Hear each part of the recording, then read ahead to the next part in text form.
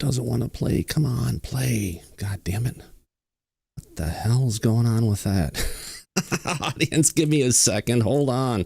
Why isn't the sound going out? Sound effects track. Let's turn it all the way up. Let's got it. Hopefully it's going to go for it. All right, here we go. Either way, we got it. No, it's not going. All right, here we go.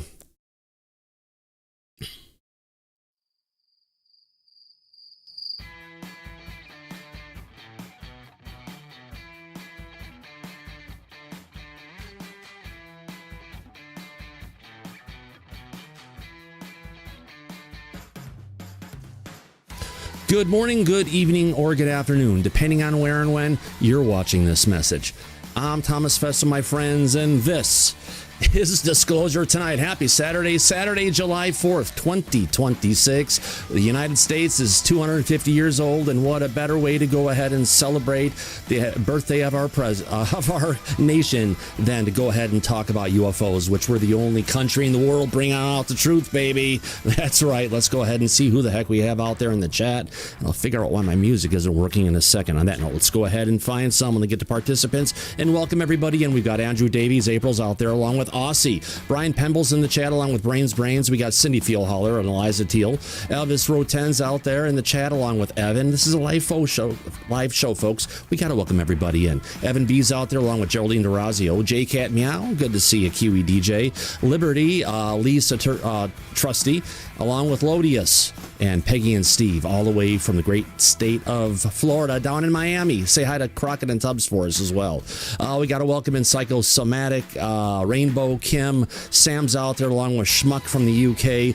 You got him over there too, Mike. You got Scooby Dooby Gooby, Sholto, Super Unknown, X42B, and of course, Yellow Tommy Tanker, also known as Andy. How about that?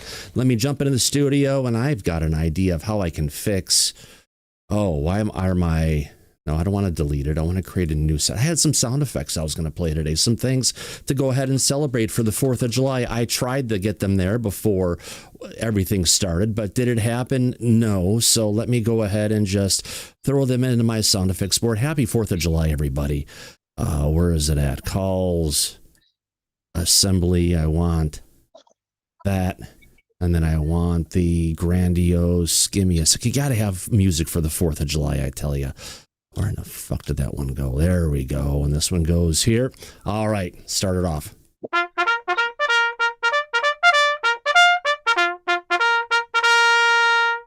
No, it's a little too loud. Bring it down. All right, followed by... There we go. That's right, folks. It's the 4th of July. It's that one day of the year that we all get to come together and celebrate our nation's birthday. Yes, we're going to be talking about UFOs today, but I wanted to play this stuff at the very start of the show. Sorry it didn't happen, folks. But, you know, we got to thank our U.S. Navy and U.S. Army bands for giving us some music we could actually play. How about that? On that note, let's go ahead and bring in Mike. How the hell are you, my friend? Oh, I'm doing well, as always. Happy 4th of July, Thomas, and to our audience. 250 years of this country, huh? Who would have thought? Who would have thought? Yeah. Well, some communities across the United States have elected not to celebrate it, which is just fucking kind of crazy. Yeah. Welcome to the 2026 edition of the United States of America. It's an interesting place these days. Oh, yeah. You ain't kidding. Especially over by you. It's getting really interesting more and more. And also by me, the People's Republic of New York. And Trump, interestingly enough, made a speech, and he was talking about how there's a new war on communism, like there was in the 50s. He doesn't like all of these communists. He doesn't like the fact that a lot of them just got elected to office. And he's preaching now against communism like Senator Joe McCarthy in the 50s. Hold on a second. We just talked about, I brought this up a couple days ago. Yeah. Didn't I? Yeah. Yeah. And now Trump is calling out the battle cry against the communists. Good. They should run them out of the country. This is not a communist state of America. Hell no. This isn't even the socialist United States of America. Look what socialism's done to the United Kingdom, and even to Europe. It's a mess. It's a mess, and I don't know why these people are still voting for people like this here and abroad. Yeah. It's only going to be a nightmare and a disaster. Any place that they have been elected into office usually is a big shithole, and is a failing state. Doesn't work. Hey, come on! We got to say we're coming in second. New York right now has the most people with high income earners that are leaving them for other, if you want to call it, places to go ahead and live. Washington's number 2. So, two birds of a feather apparently flock together. Yeah, well, it seems like there are people with common sense that don't want to live in a communist fucking state and are looking to flee to get out of here. Good for them. Yeah. They're smart. Absolutely. Well, if you guys missed it last night, I've got some images I want to go ahead and bring up. There was a fireworks show on its own going last night from the Aurora Borealis. A lot of great clips up there. Let's go ahead and bring some of this stuff up and share it with our audience. What the heck, why not? Yeah, we'll get to the UFO stuff here shortly, but this is just kind of cool stuff. And not that one. Let's go to Thomas. Here we go. Go down here. This first one, of course, is coming from Keene Valley, New York. Keene Valley, New York. Freaking beautiful shot. Coming in. Yeah, there are light pillars going on for hours. And, I guess when you have an X flare go off and it kind of goes towards the planet, Mike, followed by a whole bunch of little subsequent little burps, we're going to get something. It seems that way, yeah. Yeah. That's a hell of a show. All right. So we've got some more ones up here. I guess this is going to be a time lapse coming on of the evening. That is just amazing. When people have a chance to go out there and do it, but it looks like they're going to get more purples. Let's see if they get to the greens and reds that come in a little bit later. Just great stuff going on. Nature's fireworks. Nature's fireworks, exactly. So that one is there. We got some pictures here in Ohio. Logan County, Ohio. Logan County, Ohio is this next one. Yeah, not as good, but there are even some pictures, Mike, coming down from Arizona again, I believe. Wow. Yeah, that's interesting. Let me get this set up and go to the next one. Usually the audience enjoys this. I think we've got those two. Go on to the cup. Oh, that's not as great. This one a little bit shaky, coming from Ames, Iowa. Great shot from an iPhone just being held in their hand. Great to see that kind of stuff out there. Where else are we going to? This one came from Bodie Mono Lake in the High Sierras. I believe this is down in California. They're even getting it down there. If you had a great place with not a lot of exposure to light pollution, yeah, it was a thing. Let's see what else. Oh, there we go. There's another great one. This is in Whatcom County, Washington. God damn it. I should have went and drove north last night, Mike. I was considering it, but I know. And I kind of know where that's at, too. I know where that barn is right back here. Absolutely gorgeous. Let's go ahead and move on. We saw that one already. This one is from Vancouver's North Shore Mountains earlier in the night when you were seeing a little bit more of the greens and things going on. Here we've got someone in Ellensburg, Washington last night. That's on the east side of the mountains here. Not bad, just shots of their camera taking a picture, so not pretty cool. What else? We've got this one coming in from Oklahoma, out of all places. Not only did they get some fireworks going off, they also got some sprites in the upper atmosphere, along with the Aurora Borealis at the same time. And if you're looking at this and thinking, oh my God, it's cloudy. Nope, those aren't clouds. That's what you would call smoke. Yeah, we got a little wildfire season going again. All right, that's another one. We got Conroe, Texas, pretty far south. This one is in Central Oregon. That's where Timmy's from. There we go. Another beautiful sight. Lots of purples and greens and everything going on. That's earlier. Oh, here we go. The people up in Canada, Alberta, Canada, the part of Canada that's about to go ahead and break free. They'll be celebrating their independence soon, Mike. Absolutely gorgeous. That was directly overhead. Yeah, it's beautiful pictures. Oh, God, yeah. All right. And I can't wait for Alberta to separate. You're right about that. Oh, yeah. And this one is in Windermere. This is in British Columbia as well. Some great pictures of those also. All right. Here we go. What else we've got? This one is now coming from central Minnesota from his driveway. That's one hell of a driveway. One hell of a scene. Wow. Absolutely gorgeous. Anything else? All right. So this one, 14 hours ago, Western New York, Mike. Some stunning views. Okay. Yeah, there was a lot of clouds a lot of people had going on, but still, if you found the right spot, you drove there, you could find the clearest skies. It was absolutely gorgeous. Let me see what the chat's got going on here. They're going to tell me, Thomas, what the hell are you doing wasting your time looking at this shit? No, we're not. We're having a fun time. But I forgot to turn the chat on. Here we go. I think we can turn that chat on today. Man, they were a little bit nasty last night, weren't they? Well, listen, we have to remind them. Tomorrow, Matt Ford, the Good Trouble Show, is going to have Dr. Eric Davis live. So if they want to pounce on him, tomorrow would be the day to do it. Yeah. Hopefully they don't, but, listen to what the guy has to say. Take in consideration what he has done, what he's currently doing, and also look up some of the words you're calling him to make sure you're calling him out for exactly what you think he is. All right. No, they don't have to do that. Let them attack him for anything they want. Yeah. Have a party. All right, another one. Death Valley region in California, Nevada border.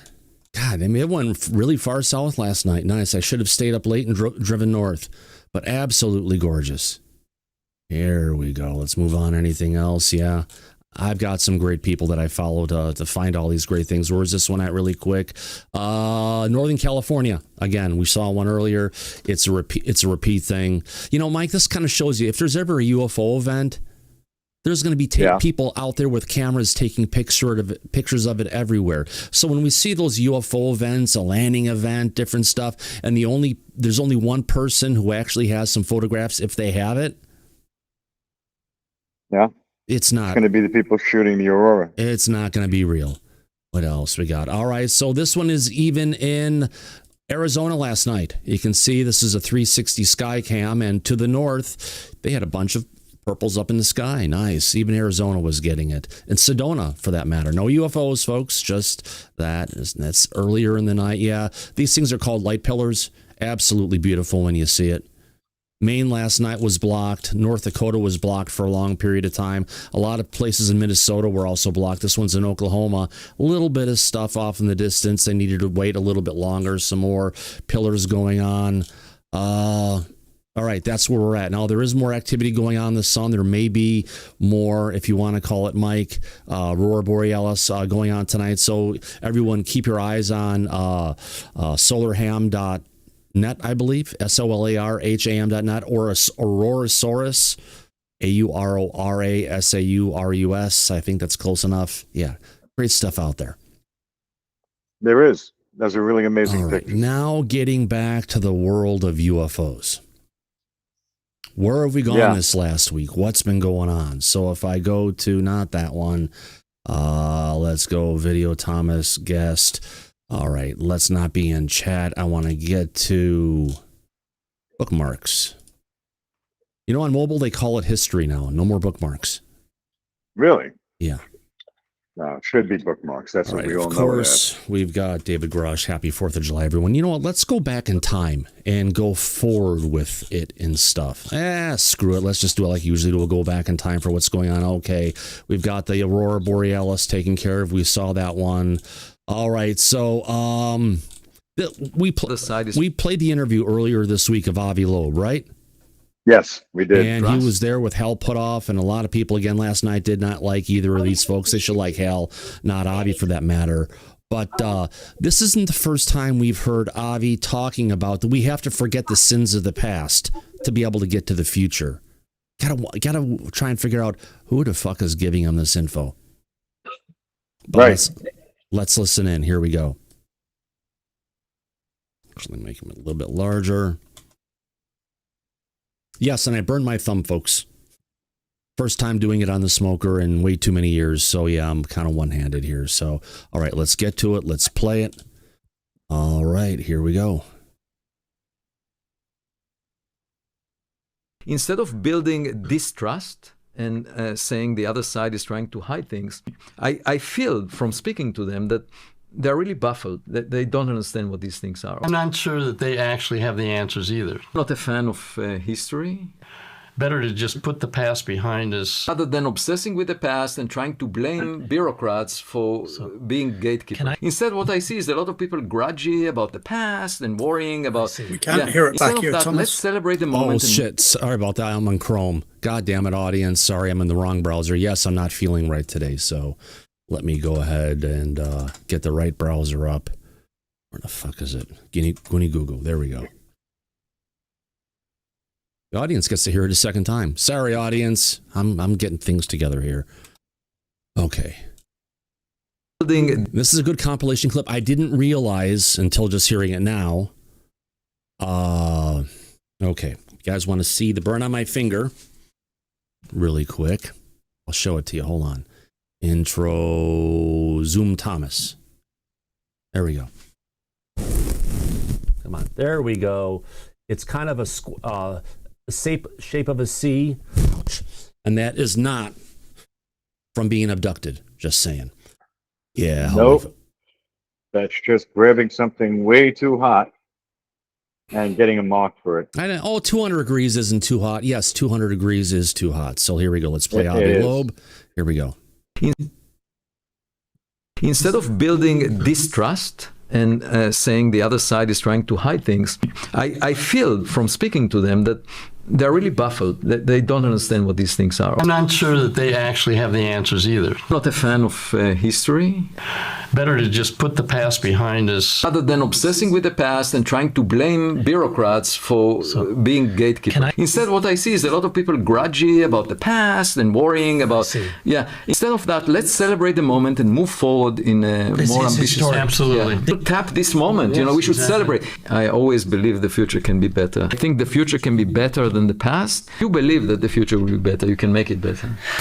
I think for the future to be better, we have to learn from the sins of our past. Myself and I'm sure many others fear that the governance board and council will be a repeat of the 1953 Robertson panel. But that's why this new approach, I think, really is a fresh approach. This is not a put-up job to get another way of shoveling it all under the and table. I will not realize that it's a setup. I will. Yeah, so I think this is the real deal. Way to go. Hopefully, you won't have to deal with the legacy program. People will look back and say, "This is when it all began." A summary of what Hal just said is, the future can be better than the past. Let's make it better. Exactly. Right. Exactly. So thank you. Yeah. Holy fuck, Mike! I'm dumbfounded at this point. Die. What the fuck was even that? No, I know. I know. Yeah. What the fuck was that, audience? Right. Holy shit. No, it's put off and Avi both talking the same knowledge. It's not a put-off job. No, we've heard Avi mention this before. We have to forget about the sins of the past. And you got Hell saying it's a new way to get there and everything, but it's just like highly fucking concerning. Andy, your hand is up. Yeah, I have real issues with that. If you forget the sins of the past, as he said, then you end up having those sins reoccur. We've got periods in our history, haven't we? But we really shouldn't be forgetting, because if we do, it's only going to happen all again. Yeah. So, I'm very much the past is in the past, but sometimes you need to look at the information from the past to actually, move forward. You can't, completely, brush it under the carpet as, and get rid of it. It needs to be, you need to, reevaluate information as and when it needs reevaluating. Yeah. Like, Mike, this is the best comment I've heard. There were some people saying some different things. They didn't like what Hal was saying some nasty shit about him and Eric Davis. X42B captured it perfectly. Oh, not Don Knotts again. That seems about accurate. Yeah. Close enough. Yeah, close Bonnie enough. Fife. Gets the one bullet and drops it. That's Yep. okay. Hal and his family has been through shit from this stuff. Nobody in the public knows about this. I do. I can't repeat it. However, I feel bad for what he's gone through, for what, yeah. Hitchhiker effect is real, folks. Take it that way. All right. So, yeah. Interesting. I got to Joseph, your hand is up. Go ahead. The problem I have with Avi Loeb saying to forget about the past problems is that he's been a past problem for me. Yeah, I'd say. And going forward, I hope he changes his approach. Yeah, he used to be all buddy-buddy with Sean Kirkpatrick, and now Sean Kirkpatrick's attacking him, so that's a good thing, which means that if Sean Kirkpatrick is attacking someone, we have to look at the efforts of that individual, because it actually might lead to some kind of disclosure that the group that Kirkpatrick is snuggling up to and has been snuggling up to for years doesn't want the truth to come out, and it's fairly obvious. Oh, yeah. He's put his foot in his mouth repeatedly over a long period of time, Sean Kirkpatrick. And now that he's turning on Avi Loeb, that's, means that he's not happy about what Avi has been saying lately. No. And I have a feeling one of the reasons why Avi wants forgiveness is because of that paper he co-wrote with Kirkpatrick. I think now that he's on the council, he's getting some second thoughts about that. God damn, Mike, we need a counter we can have automatically click up when I press a button at different times. Because this is like those police videos when you have the people who are being arrested to keep on saying the same thing again and again and again. That's what we're running into today. And it's just, unless bringing up the past will prevent the truth from coming forward. But they are giving us a bunch of old documents. Redacted old documents, yeah. All the stuff from 46 and 47 wasn't redacted. We've got those. The videos, yeah, those are fully redacted. But the old stuff, they're letting it all loose. So what happened in the past? Got to wonder what the question is. What's inside that Pandora's box that we may not know about of what the government has done in the past with regards to the non-human intelligence? Are we shooting down these craft, taking the occupants and doing god-awful, horrible things to them medically? That would be really bad. It would be. And back in 53, Kingman, Arizona, when they had those recoveries, there was, I believe, 8 craft flying over that area, and one of the craft came down. Right. And the Army was there, and they recovered bodies and craft. Right. So, but I've never been, but Brian has been, and he told us last night that Kingman, Arizona is a tiny little speed bump in the Arizona desert, and the only thing that it's known for is it's a speed trap. So I didn't know that, but Brian did. So that was good getting information coming from him.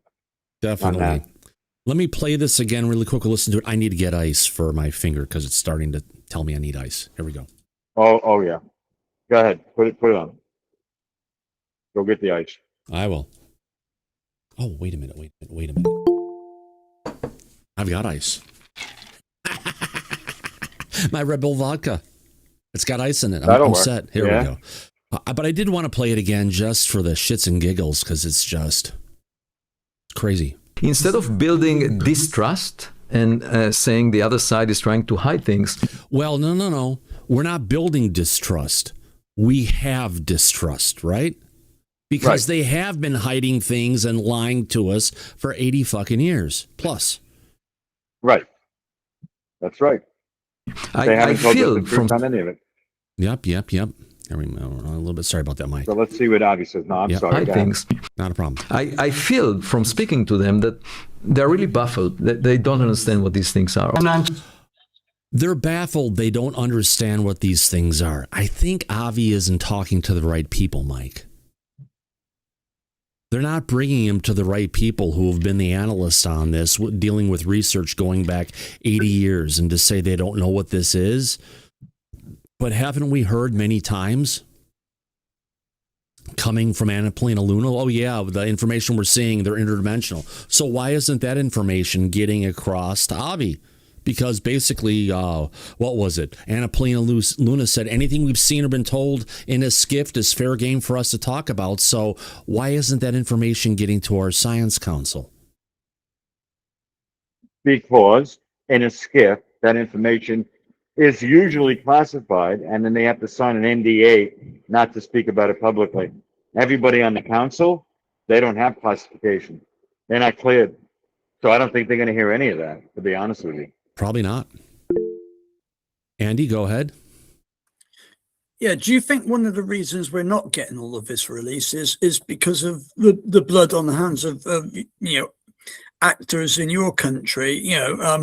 We've just saw the other week that the the MK Ultra hearings, the blood on the hands of individuals who, really quite nefarious and were practically as bad as some of the things that went on in Europe in the 40s. Yeah, but that's why there was a presidential at that time, Andy, to go ahead and delete all the records to make sure there was no records to give evidence of the crimes that were committed by the federal government. By the CIA. So I'm of the belief, really, with backwards re-engineering all of this technology, if they've got it, I really do believe they don't actually know the vast majority of it. I think, if we look at the Cash Landrum event, they had a potential, non-human craft that they couldn't power. They had to put the dirty nuke power into it. So I really don't believe they've got a complete handle on how any of this works. No, they can find workarounds. Really quick, Andy, they don't have the material science to reproduce it. They understands how some of this stuff works. So like in Cash Landrum that had a damaged power system. Gee, I wonder why if the aliens went and fucking self-destructed it before the humans got to it and we put something into it, or if we're taking components of craft that we have brought down, harvest the technology from it, right? And then use it as a conglomerate within human-based technology, but it has some alien tech components in it that were kind of, hardwiring into it.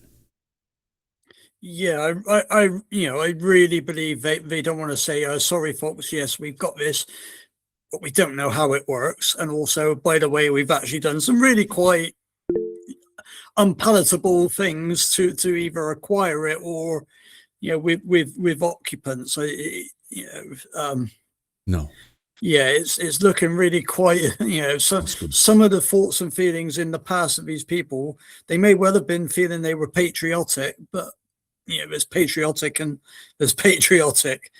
So, yeah, I'm still at a loss whether I don't know whether we will get the full release of information or not. I think we're going to get drips and drabs. And, as we saw by yesterday, don't hold your hopes that it's going to be every yesterday fortnight was 3 weeks. That's the longest it's been so far. Now we're going up to 4 weeks. Let's see where it's going to go next. So yeah, hopefully if it's 4 weeks, we may well get a lot more information.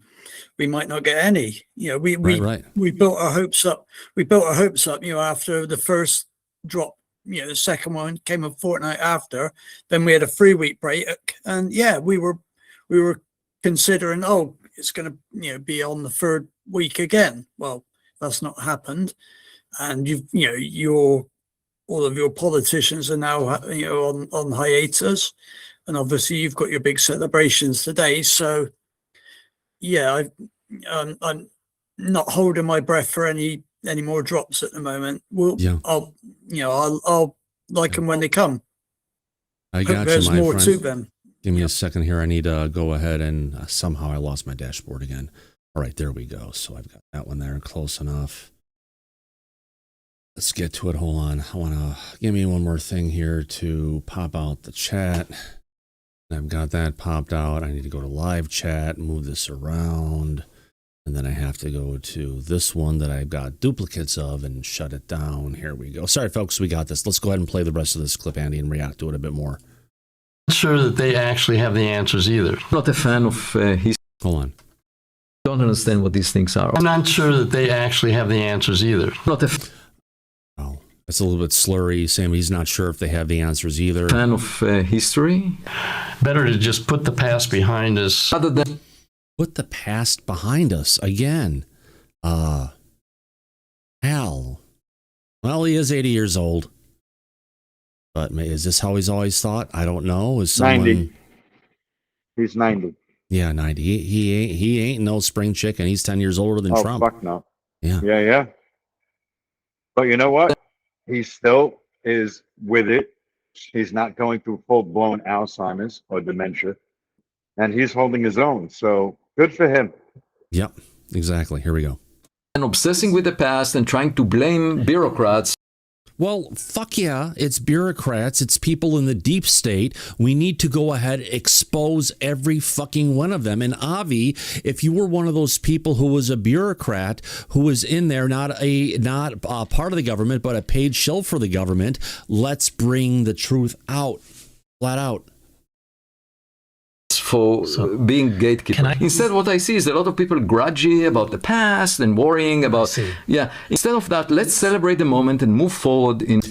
Grudgy about the past. Well, I don't think we've ever been grudgy about it, except saying, you guys have been covering all this shit for the longest time. You need to give us the truth of what the hell is happening, right?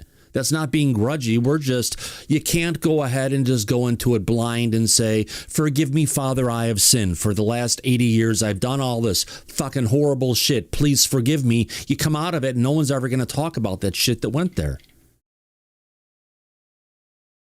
It's a mess. Yeah, you're right. Good point. That's exactly right. Yeah. Okay. The past is something they're not going to be able to just ignore, even though he wants to. And it's obvious. I know. More ambitious. More in the story. Yes, absolutely, Mike. Sorry. Yes. Didn't mean to cut you off. No, it's all right. Let's listen to the rest of the video. Absolutely. Yeah. To tap this moment, we should celebrate. I always believe the future can be better. I think the future can be better than the past. You believe that the future will be better. You can make it better. I think for the future to be better, we have to learn from the sins of our past. Myself. Yes, we do. And we have to know what those sins were in order to learn from it, to say, oh, we forget about the stuff in the past. We have to know. And if there's bad shit that went on, and we need to have hearings, and people need to be prosecuted, companies need to be taken over by the government or sold off or whatever it is, if they're doing nasty shit, and they were doing nasty shit. Yeah, there's something called, we need to clean it up to make sure and be knowledgeable of it to make sure it's never going to happen again. And I'm sure many others fear that the governance board and council will be a repeat of the 1953 Robertson panel. But that's why this new approach, I think, really is a fresh approach. This is not a put up job to get another way of shoveling it all under the and I will not realize that it's a setup. I will. Yeah, so I think this is the real deal. No, the setup is bringing Dr. Avi Loeb in and putting him as the freaking scientific leader of bringing out the truth. Bad decision. Bad decision. Just like it's a bad enough decision to go ahead and, if you want to call it, bring in Michael Shermer, a total fucking debunker, onto the panel. Yeah, they could have brought Stephen Greenstreet in. Yeah. If they want to have, debunkers on there, but it's not appropriate. Yeah. They could have brought in video game programmer Mick West as well, but he's not a scientist, so. Yeah. Way to go. Hopefully you won't have to deal with the legacy program. People will look back and say, this is when it all began. The effective summary of what Hal just said is, the future can be better than the past. Let's make it better. Exactly. Right, exactly. So thank you, yeah. Let's make it better. Well, yeah, let's make it better, but let's, as Gerb said, Mike, let's learn from the sins of our past. Yeah, that's about the one point that I'll agree with from Gerb. Yep. He's right. All right, where are we going to next? We got all that stuff. We got that one, Avi Loeb. All right. For a 4th of July message, okay. Matt Ford has a video he's put out there about professional debunker Michael Shermer, who's offered himself to come on the Good Trouble show. Let's see if Matt goes after us for going ahead and playing his tweet that he put out there. By talking to... Here, let's see what Mr. Ford has to say. I want to wrap this up by talking to Michael Shermer, who has offered to come on this show. Mick West has offered to come on the show. He did so very early on, and I politely declined. And I'm going to politely decline, at least for now, for Michael Shermer. And Michael, if you're listening, this story best illustrates why I do not want you on my show. 6 months prior to my mother passing, she had been telling me for a few months that she had something she wanted to tell me. Now, when I was 15, she told me that when she was 15 and growing up in suburban Dallas, she was sitting on the porch of her parents' house watching the sunset and saw a UFO fly by in the distance. I remember her vividly telling me that when I was 15, and she said she was 15.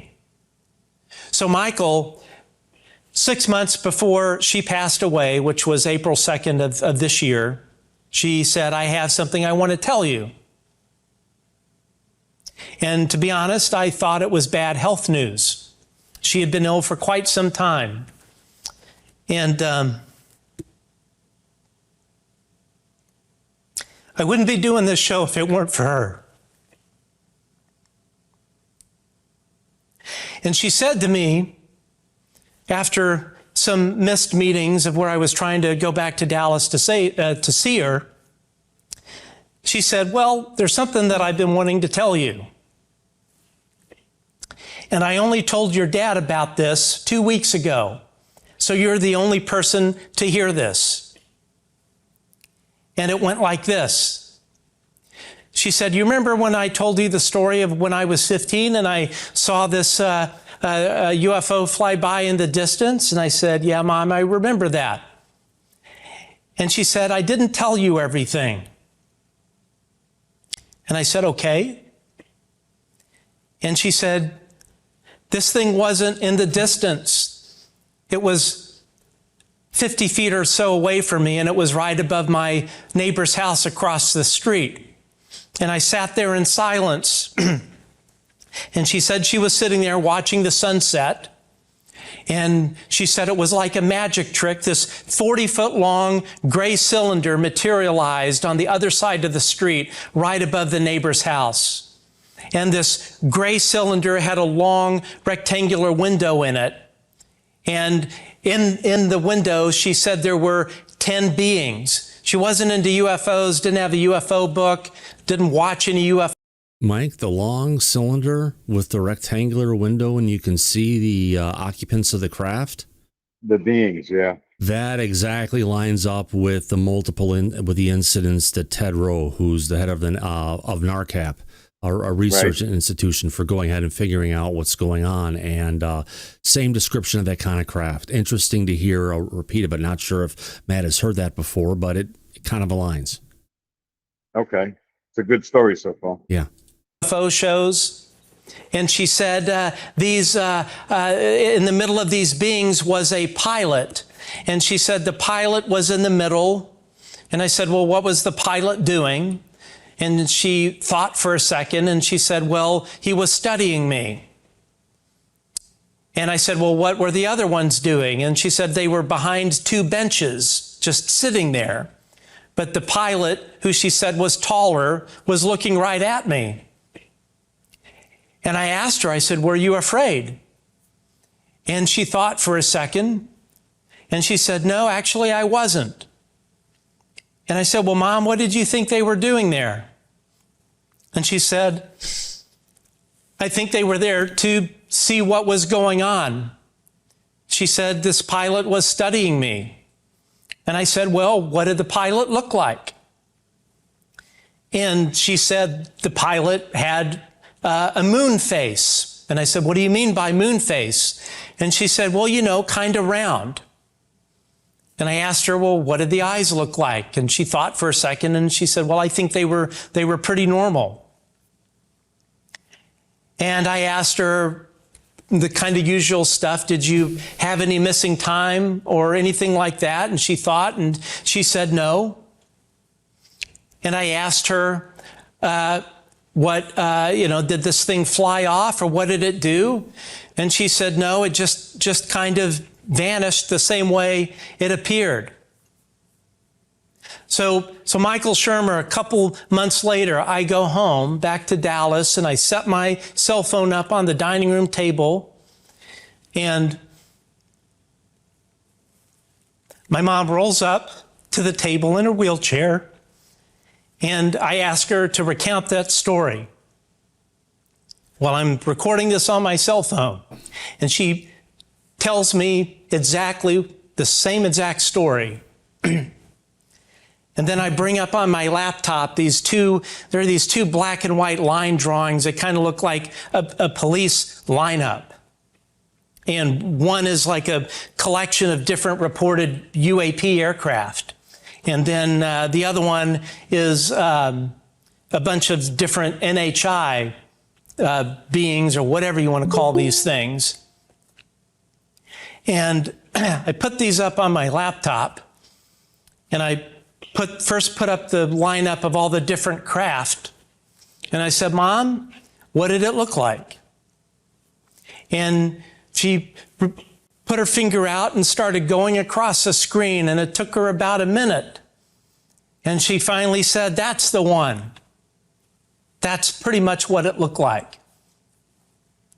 And then I said, okay, and I brought up the other one where it had, I think, probably like 30 different types of NHI beings. And I said, Mom, what did the pilot look like? And that one took her the longest. That was probably a couple minutes of her going and looking at each one. And then finally she extended her finger out and touched the screen, and she said, that was it. That was the one.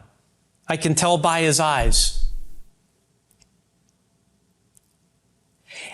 And I asked her, had she had any other weird things happen when she was a kid? And she said, you know what? Sometimes at night the sun would come in through my window. And I said, what do you mean, Mom? And she said, well, sometimes I'd wake up in the middle of the night and sun would be streaming through. And then she goes, sometimes the sun would be red. And I said, what do you mean by that? She said, well, usually it would look like the sun, but sometimes it would be red light coming in through the window. So I said to her, well, was there a traffic light or anything behind the house that could have shined in through your window? And she said no. I asked, after she passed away, I asked my two living uncles, if they had ever had anything happen, and they said no. The other story Michael Shermer, my mother, told me in all of this was, during this whole thing, was when she was 6 years old. Her granddad was in town. She grew up in a family of 5, and her granddad came in for Christmas Eve, and all 4 of her siblings absolutely loved their granddad, and they all slept with him in bed on Christmas Eve, and my mom was snuggled up against him. And she woke up in the middle of the night, and at the foot of the bed was this glowing being that she couldn't make out any kind of face. And it scared her. And I think she said she was 5 or 6. So she wakes up her granddad and says, Granddad, there's something at the end of the bed. And her granddad wakes up and she tells him this. And of course, he can't see anything. So she asks him to describe, he asks her to describe what's at the foot of the bed. And she says it's about the size of a person. She can't make out the face. And you know what her granddad tells her? Tells her, honey, that's your guardian angel. Go back to sleep. You have nothing to worry about. And she went back to sleep. And a couple hours later, she woke up and this thing was there. And she went back to sleep. So after telling me all of this and recounting the story of what she saw that appeared above her neighbor's house 50 feet away on the other side of the street. I asked my mom this one question. Mom, after it went away, did you go in and tell your parents? Did you go in and tell your 4 other siblings? And she looked at me straight in the eye. I'll never forget this. And she said, no. They would have thought I was crazy. So Michael Shermer, my mother, her entire life, kept this to herself because of people like you. Because of people like you and Mick West and others who mock people like my mother, who mock people that experience things happening to them in their bedroom. She carried that her entire life, her entire adult life, Michael Shermer, until she was 6 months away from leaving this world. And she finally had the courage to tell one of her sons and her husband, and she kept that to herself out of shame for what other people might think about her. So Michael Shermer, that is why I will never have you on my program. Because the damage that people like yourself do to the mental health of individuals that encounter this terrifying shit, people like you, Michael Shermer, are the reason my mother kept that to her in her entire adult life, because she was afraid of what people would think about her. She was afraid what her parents would think about her. She was afraid what her siblings would think about her. Her entire adult life, she didn't tell anyone, not her siblings, not her parents while they were alive, not her kids.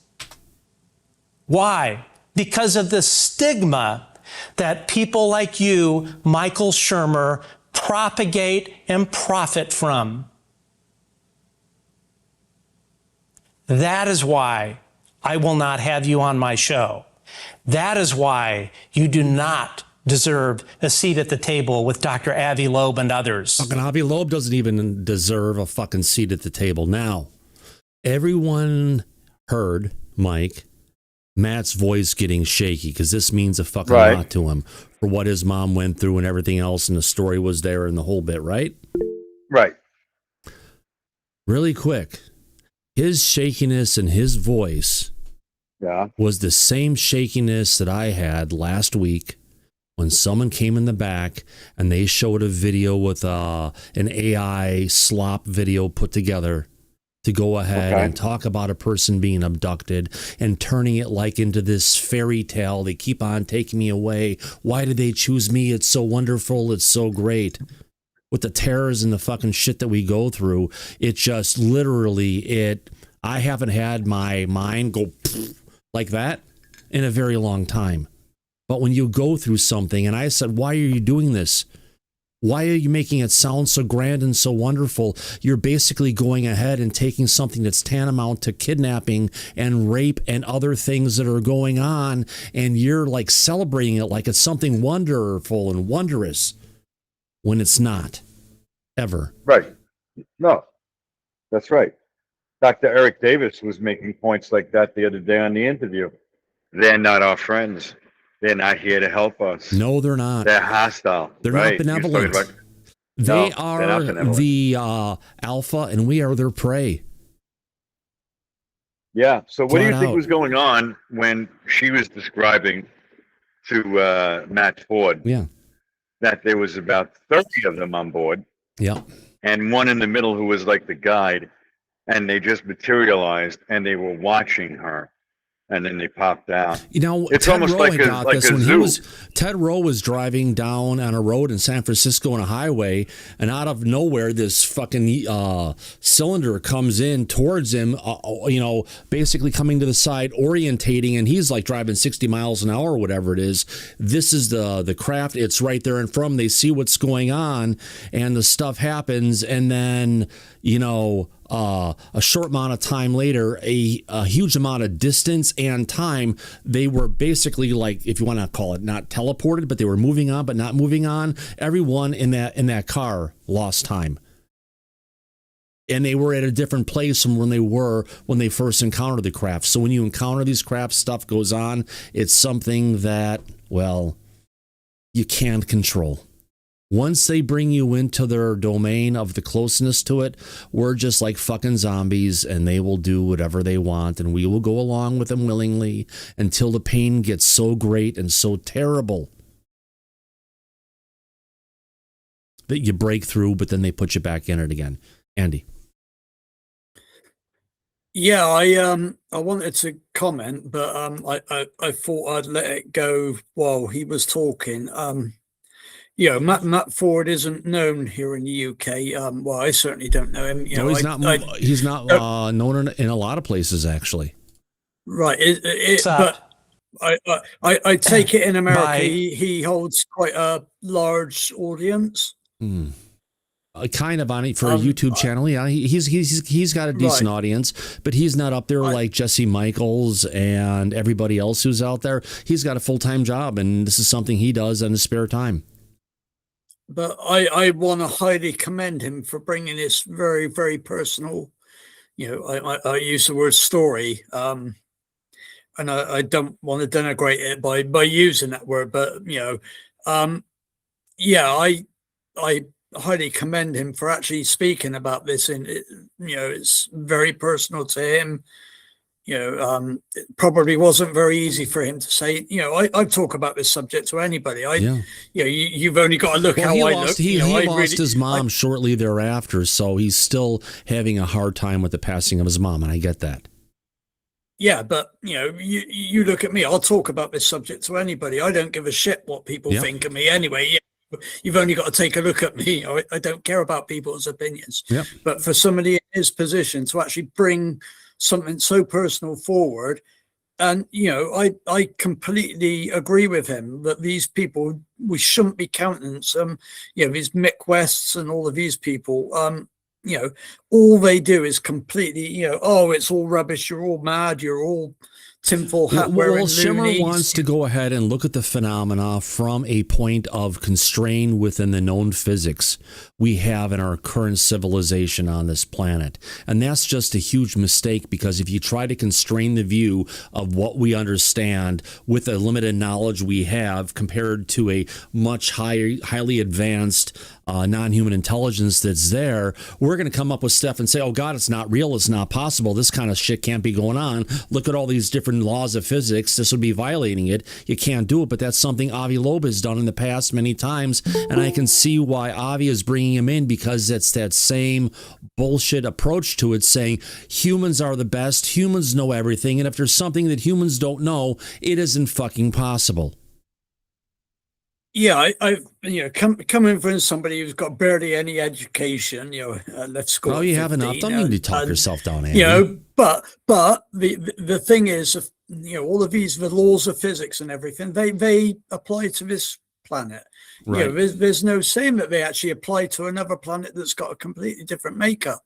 And anybody can think, think up a law of physics, and okay, until it gets disproved, everybody agrees with it. Right. Einstein was found to be proved wrong on some of the things that he thought up. Yeah. It changes as our knowledge of the universe and even this planet grows. People change their mindsets and their way they look at things.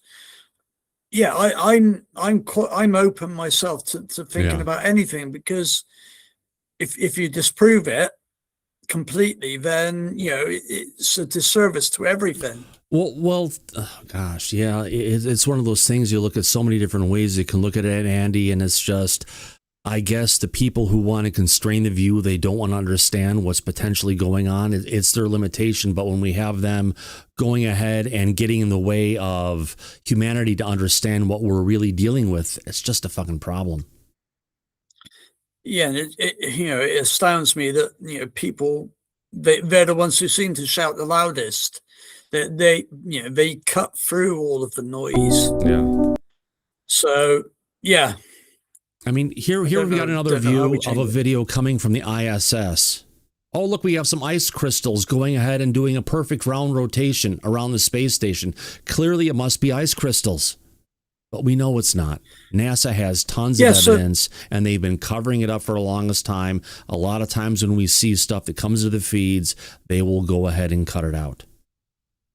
Yeah, the space station follows a normal, its own trajectory. There's no thrusters that I believe that control the movement of this thing. It's just in its, it works in its there are linear little thrusters to go ahead and be able to maintain orientation if they have to move it at a moment's notice. But then there's times they have to be bringing up craft, like their cargo that they bring up, or the capsules they use to bring people up. They will actually go ahead and perform burns from those capsules to go ahead and raise the altitude of the space station because it's continually falling towards the surface. Yeah, I don't know that a thruster would move ice particles in the way that not like that. Come on. Shows. I mean, no, you'll look at it. It's a perfect circle. It's a perfect fucking circle. Those aren't ice crystals. I was just throwing them out there because, and it's not a just satellite. Be pushed away from the space station. Yeah. Now I saw the ISS go over here. It was probably a couple of years ago. Unfortunately, again, this is only my word. I didn't record anything. This thing was being, when I first saw it, as it went over, it was being trailed by another object. Oh as my it God, passed hold overhead, on a second here, Andy. I need to get to this. It went from my west to my east. Hold on. As it passed overhead, this object overtook it, turned across its bow and headed. Now, north is, I'm facing north. This object did an arcing curve in front of the ISS and headed north until it phased out. Now, I'd love to know what that was. Now we'll find out. But even this, we have.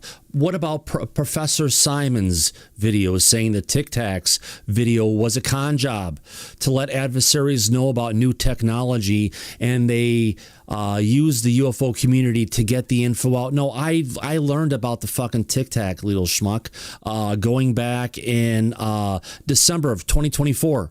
Right after the Tic Tac incident fucking happened. And this wasn't about a con job or something coming out. No, we had Kevin Day on here where he had over 100 total of 100 in sorties of 3 to 4, I believe, that were coming down from 80,000, coming into 80,000 feet.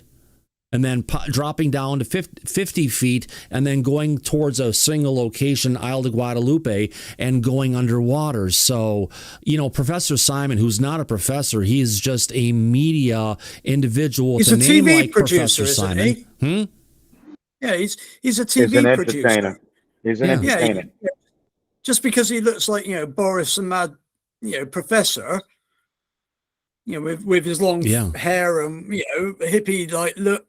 Mad professor. No, he looks like the fucking crazy guy who smokes meth, who's on the corner of First and Madison in Seattle. Except he's just missing. We the don't sign. have many of those guys here, thankfully. But so I'd love to know what his actual scientific background is. Oh, hang on, there is none. No. He's got as much scientific background as I have. Right. So they can call it a con job, but they're coming from being an armchair quarterback. Again, where I'm sitting right now, about 20 feet right on the other side of my fucking garage door that's just like literally right over there. I can see it. I was sitting on the floor of the garage, enjoying the evening, drinking some alcohol, getting the fuck away from the crazy German Sicilians who were in the kitchen and just hanging out and learning about what the fuck he went through when he was on one of the E2 Hawkeyes that literally as they're flying along, all of a sudden a Tic Tac appeared on the left side of their plane. Their systems on board started freaking out. It was there for a short amount of time, and then appeared on the other side of the craft instantaneously there for a period of time. All the avionics on the craft, not the avionics, all the different observing platform that they had on there for the new Aegis system, fucking, if you want to call it, going off. And then the thing popped away. Instantly, it's gone.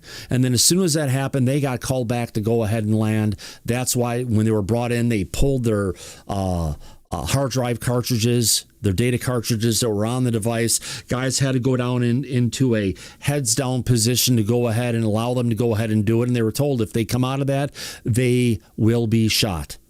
So they took out the stuff, and yeah, they had to sign NDAs back then as well. So a bunch of stuff happened, and it's not just a con job. It's not anything. The Tic Tac incident, 100%, 1,000% happened. And it's sad to see people still who don't have the knowledge going out there and trying to throw it under the bus. Yeah, I'd take the word of people like AJ and people, Kevin Day and people who actually were there. One of our friends in the back here, Corporal Abe, was well, he was on the opposite coast, but Kevin Day is the one we had in here. He was the Aegis radar operator who saw the stuff from 80,000 feet dropping down. He counted every one of them that they went through. So it's just, it's we could look at it and figure it out, and Ross Coulthart said he didn't say it's Boeing technology. He said that it was from Lockheed Martin. No, Lockheed Martin, right, from what we understand, has a Tic Tac in their possession that they were trying to go ahead and give to Bigelow and the OSAP team, and that was shot down. They haven't been able to open it. They haven't figured out shit, but they tried for a while. They put it on ice for a number of years, and then they'll always bring it back. Did they develop it? No. Did they find it? It sounds like they recovered something. Have they been able to figure it out? Not even close. So it's just a matter of understanding what they have. And just because they have it doesn't mean they fucking made it. And you got schmucks like Dr. Stephen Greer, and you got the other guy, Whistling Mike, who's out there and says, oh, yeah, it's their technology. They built it. And all I can go ahead and say is, where's that at? Frequent. Oh, yeah. Oh, that's really quiet. Hold on. Let's do that again. Oh, a bullshit artist. There we go. That's how we get to and it. While my mic's open, Thomas, I know I'm hogging it a minute, but if you're going to be testing a craft, an object of this such high security, you are not going to be doing it around a nuclear battle fleet. You're going to be doing it in the most obscure place where if so you in have other words, what you're saying is they're not going to be testing technology blue on blue without letting the people know that it's blue on blue, especially in what was going on with them. Yeah, and if you're going to be testing it where if you've got an issue and you don't want anybody to find that craft, you're going to be doing it in the middle of the Pacific. You're going to do it where it will not be found. Yeah. So right, playing around in front of a nuclear battle group, no, that's not going to happen. No, it's never going to happen. Unfortunately, Area 51 ain't going to happen anymore because Area 51's too famous. There's too many people, with eyes. Right. Okay, they can't get close to it. There's too many people that go to that area now. You're wasting your time if you're looking at Area 51. Yeah. It's going to be some really obscure place. Yep. Now, Mike, really quick, if you could take up on this one, can you give us well, I have to go ahead and deal with my thumb for a second. Can you give us an insight on people are bringing up about patents that these, if you want to call it, contractors could be bringing forward on the technology, but don't we have something called the Inventions Act or something? Invention Secrets Act of 1952. Yeah, no, the U.S. government came up with a way that if somebody was to invent a new technology, a new energy source, they have to file a U.S. patent and go through the patent processing to get it approved. But during that process, what the U.S. government does is if they see something that they're interested in and something that they think is a breakthrough, instead of giving credit or just simply paying the inventor off for his invention, they deem it a matter of national security and they lock it down. They then take the patent and tell the inventor, you are not able to discuss this publicly. You're not going to be paid for this. You have to keep your mouth shut. And then they take the patent and they develop it with the military and the national laboratories. And they have been doing this since 51.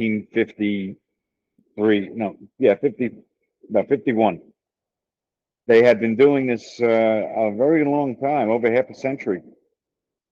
And people have been wanting to get out of having to submit a U.S. patent, but they don't realize it until it's too late.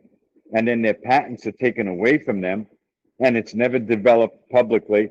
And the U.S. government uses it for its own advantages. And this has been going on nonstop for 75 years. 80 years, 76. Mike.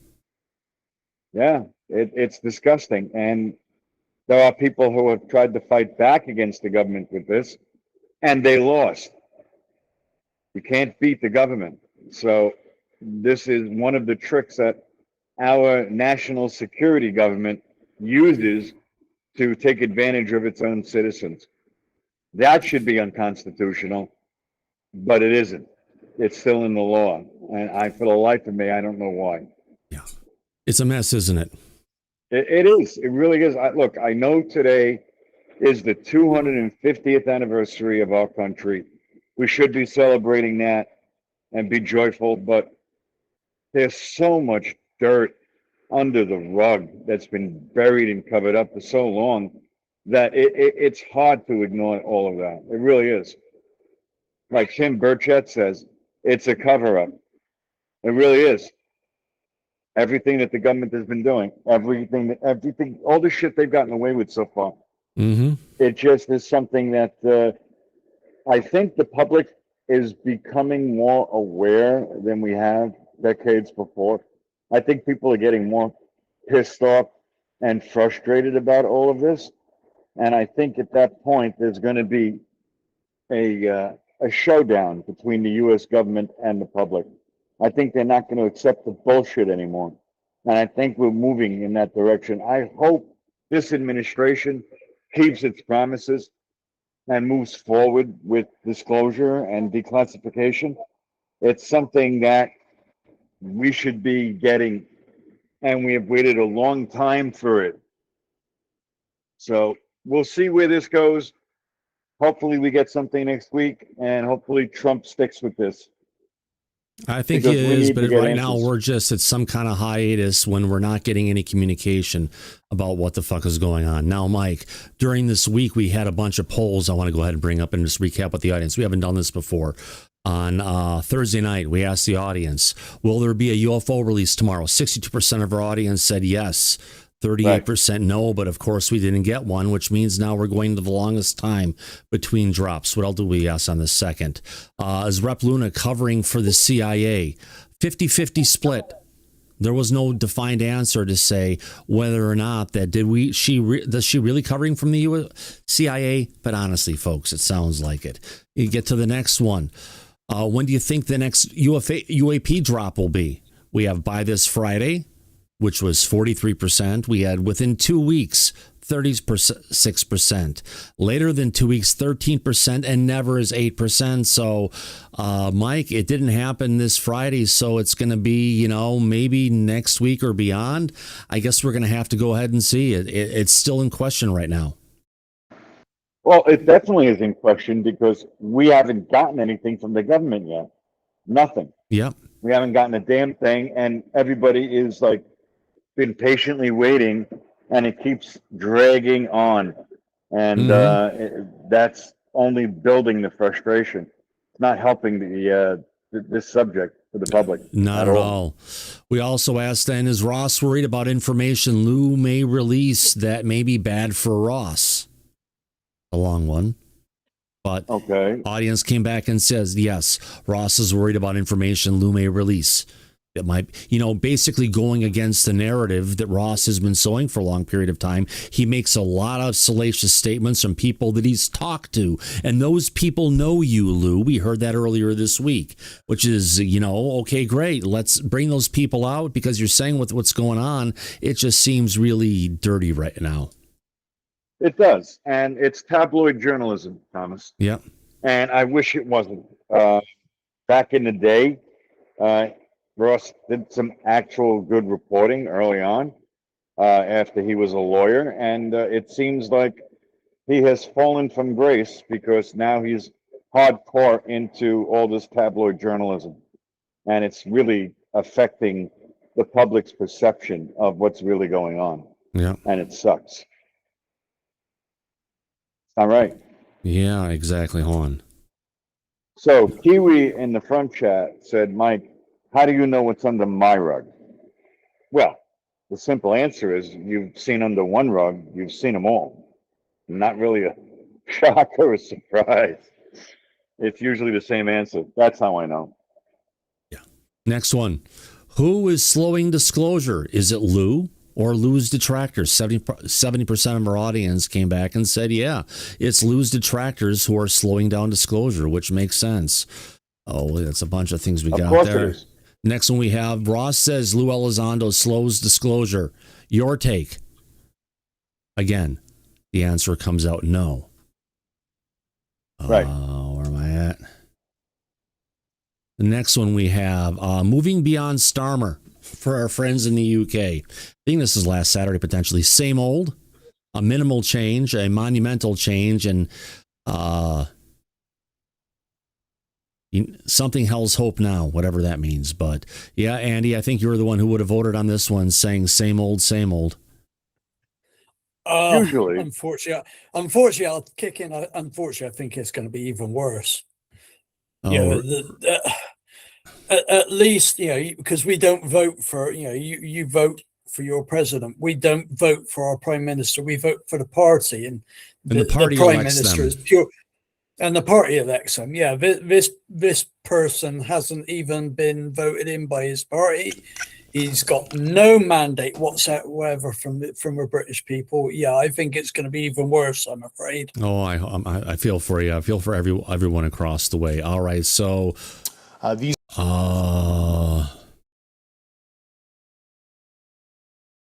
this is Ross.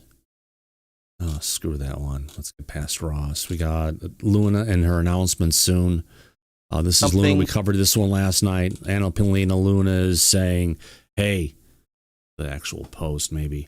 There's a big announcement soon. This is coming from the same person as you're going to get your UFO in the next week's or the next week, which should have been last Friday or this Friday. Hey, wait a minute. Is there a pole in the back of that room she's in? I see a silver pole going from the top to the bottom. Mike, no. That's part of something else. Oh, it'd have to be going all the way to the floor and be off the wall. Mike. Yeah, you're right, Thomas. My mistake. Here we go. Do you know something that has not been released? Do you know things that you feel the American people should know? There will be an announcement soon on one other kind of factor to all this, but there will be announcements soon on one other kind of factor to all this. What the fuck is a factor? It's nothing that I think it'll just be kind of give the assurance that people will understand that the phenomenon is real. But no, I mean, for the most part, everything that we have. So it's going to give them assurance that the phenomena is real, not really the people looking for assurance on that, but been able to discuss in a skiff we can now talk about publicly. Okay, hold on. About publicly. And what I've been able to discuss. No, I mean, for the most part, everything that we have been able to discuss in a skiff we can now talk about publicly.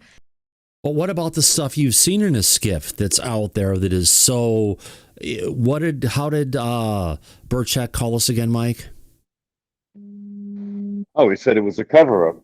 No, not a cover-up. He'd know regarding the stuff in the skiff and the evidence. Said that if the public... Yes, I got it. He said if the public were to see what he saw, it would set the world on fire. And I think that's what she's talking about, but she's not quite describing it and the here's same the way thing: that Tim did. we can talk about anything we've gotten in a skiff, but they haven't talked about it. They've talked very generically about it. They haven't gotten to the details. More importantly, if they were shown videos or different things, they haven't been released. So she seems to be kind of like brushing this off, like it's okay, we're fine, we got this. You know what I mean? Oh, there's something coming. Don't worry. There's something there. You'll find out. Everybody will see. Yeah, all right. Then what is it? Spit it out. No, it's on its way. Yeah, okay, more bullshit. Thanks. No, that's not what we want. But Burchett said it. Burchett said that he can't talk about it publicly, and he won't. Yeah. And they can't talk about it publicly, and they won't. So all we're getting from her is a bunch of nonsense and bullshit at this point. Absolutely. Hey, look at that. We do have some people in the back who are actually raising their hands, Mike. Andy again. What say you? Yeah, Mike actually stole my thunder there. He said what I was thinking. I love Tim Burchett. I think he's probably the most trustworthy of the politicians, and that's saying something. But yeah, they all say, Luna, him, they say, oh, if the public saw what I saw, they'd all lose their minds. Well, hang on. Tim hasn't lost his mind as far as I'm aware. No. I know he's mad keen on his donkeys. But he's got a lot of information he's been given. But he's saying there's some stuff that's really good video coverage that'll shock people to their core. And I think that's the kind of stuff that we need to get released so we can understand what the fuck he's talking about. Yeah, but he doesn't seem as though anything has changed in his demeanor. He said he lost some sleep over it. Maybe, but Luna again, the same position. These people have seen this stuff that we're not allowed to see, yet they don't seem outwardly too changed in their mental outlook on things. So, how are we going to be any different? We're no different than these people. It's like a management where I work. I choose not to be a manager. Take the average citizen, Andy, who's not part of this podcast, who's not part of anything with UFOs. They go ahead and drop this information and they show what's going on. And that's what Tim's talking about. The general public saw this stuff, right?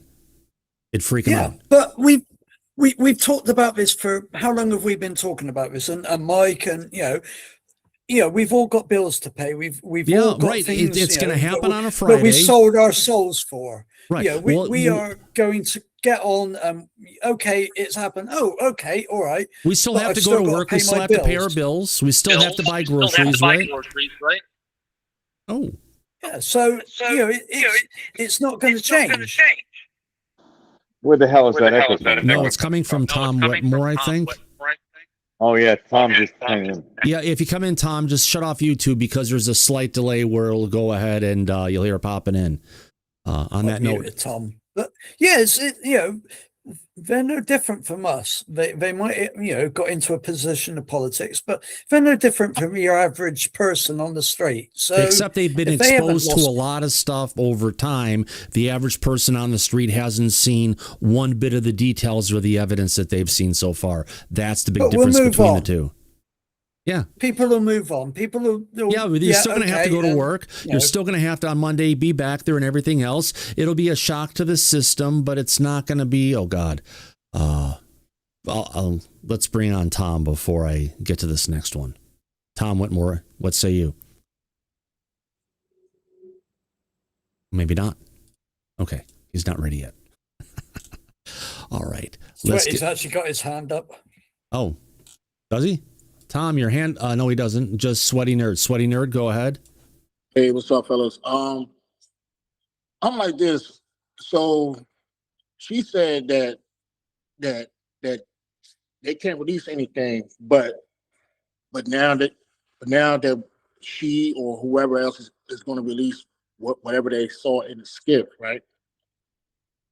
She's saying that they can talk about what they've been told in the skiff. She didn't say anything about the videos or anything else, but the video is, the evidence goes a lot farther than just what they were told. And don't forget, when they're in the skiff, they can't take notes or anything. So it's only their memory that helps them get to that point. Yeah. So I'm thinking like this. Okay, so before they couldn't discuss it because, you know, everything was just coming out and everything else. Now, I guess they got their foot grounded to where they can come out and discuss what they saw in a skiff. To me, you know, if they do that, or if and when they do that, and which I think is going to be soon, it'll probably be, if not But next there's Friday, been no probably clearance changes. I think this is Luna just talking to talk at this point. It could be. It could be. You know what I'm saying? You know, like this is why I said, like, you know what I mean, everything that everyone that's involved, whether it's Lou or Dr. Greer or whoever, you know what I mean, I take everything what everybody say with a grain of salt because again, it's like, you know what I mean, it's like 1 minute they saying one thing, next minute they're saying, you know what I'm saying? The only one that I could say that been straightforward and it's a straight shooter is what's his name? The senator. What's his name? I forgot. I'm Schumer. It's Congressman Tim Burchett. Yeah, there you go. From Tennessee. Yeah, there you go. He's the only one that's been a straight shooter all the way through this. All the way through this. So it's like, you know what I mean? Like everyone else besides him, you know what I mean? Like I said, we got to take everything what they say with a grain of salt. You know, and just hope that they drop something soon because, you know, the public, as far as us, we're getting antsy with it. You know what I'm saying? And everything else. But yeah, that's it. I just want to. All right, thank you, sir. I appreciate that. Now changing, I think I've got this one. We've got that one. We got that one. We got that one. We got that one. All right, Mike. This is from back in the day. This is the president talking about the 4th of July celebrations. And make sure you get your COVID shot when they already knew what was going on. Oh, wonderful. I need you to get vaccinated when it's your turn and when you can find an opportunity. And to help your family, your friends, your neighbors get vaccinated as well. Because here's the point. If we do all this, if we do our part, if we do this together, by July the 4th, there's a good chance you, your families and friends will be able to get together in your backyard or in your neighborhood and have a cookout or a barbecue and celebrate Independence Day. That doesn't mean large events with lots of people together, but it does mean small groups will be able to get together. I need you to get vaccinated. All right, Mike. Well, I still had my celebration. I didn't get a shot. Thank fucking God. Oh, God. Yeah, that's a blast from the past, honest. All right, where are we at now? I regretted getting the damn shot myself. Oh, yeah. All right. So are we going to get a UAP announcement coming soon? And she says at the end, the phenomena is real. She's been saying the phenomena is real, that they're interdimensional, yet she has no proof to offer up from what's coming out there. So thanks, Anna Polina Luna. We got that. Let the president make that statement publicly, not her. Yeah. Here we've got a short clip of Ben Hansen at the Roswell Festival in Roswell, New Mexico earlier this week. It's a thing that's still going on right now. Let's go ahead and play this little clip here and hear how things are going in New Mexico. Here we go. Looking at all the people around you, one of the topics of conversation is the public ready? Are they ready for the full truth? If there really are extraterrestrials, craft, biological beings, can they handle it? We talked about the markets, we talked about religious sects, you're talking to the people. Can the American people, can the world handle it? Well, in a nutshell, because I've written papers on this, but in 10 seconds or less, right? It depends. It really depends because we're talking in an echo chamber here. If you're watching News Nation because of the UFO topic, you're already interested in it. You have to remember the public, the general public, isn't up to speed. A lot of them haven't even thought about this, and it doesn't take the majority of people to have problems with it for society to have problems. Thanks, man. See what I mean? Celebrity over here. Ben, thanks so much for coming on. This is awesome. I'm so happy you're a part of this, and you're with this community that's interested in it. I think it's a really important topic of conversation, an area of study, and you're so generous with your time. Ben, thanks so much. And great reporting, our on-scene reporter. I love it. Thanks, Jesse. We'll see you later. All right, there you go. So even he's saying, yeah, majority of the people out there, they are not even have a clue on what's going on. So if something shocking does come out, yeah, it could ruffle some people's feathers. But, I think we've gone through bigger issues in the past. What else do we have? We already covered that. We got Anna-Polina Luna with her legs open, going ahead with some big weapons and Tommy guns and automatic rifles to go ahead and say, Happy 4th of July. Interesting way to show your love for America. Yeah, she always has her legs wrapped around a pole or some object like that.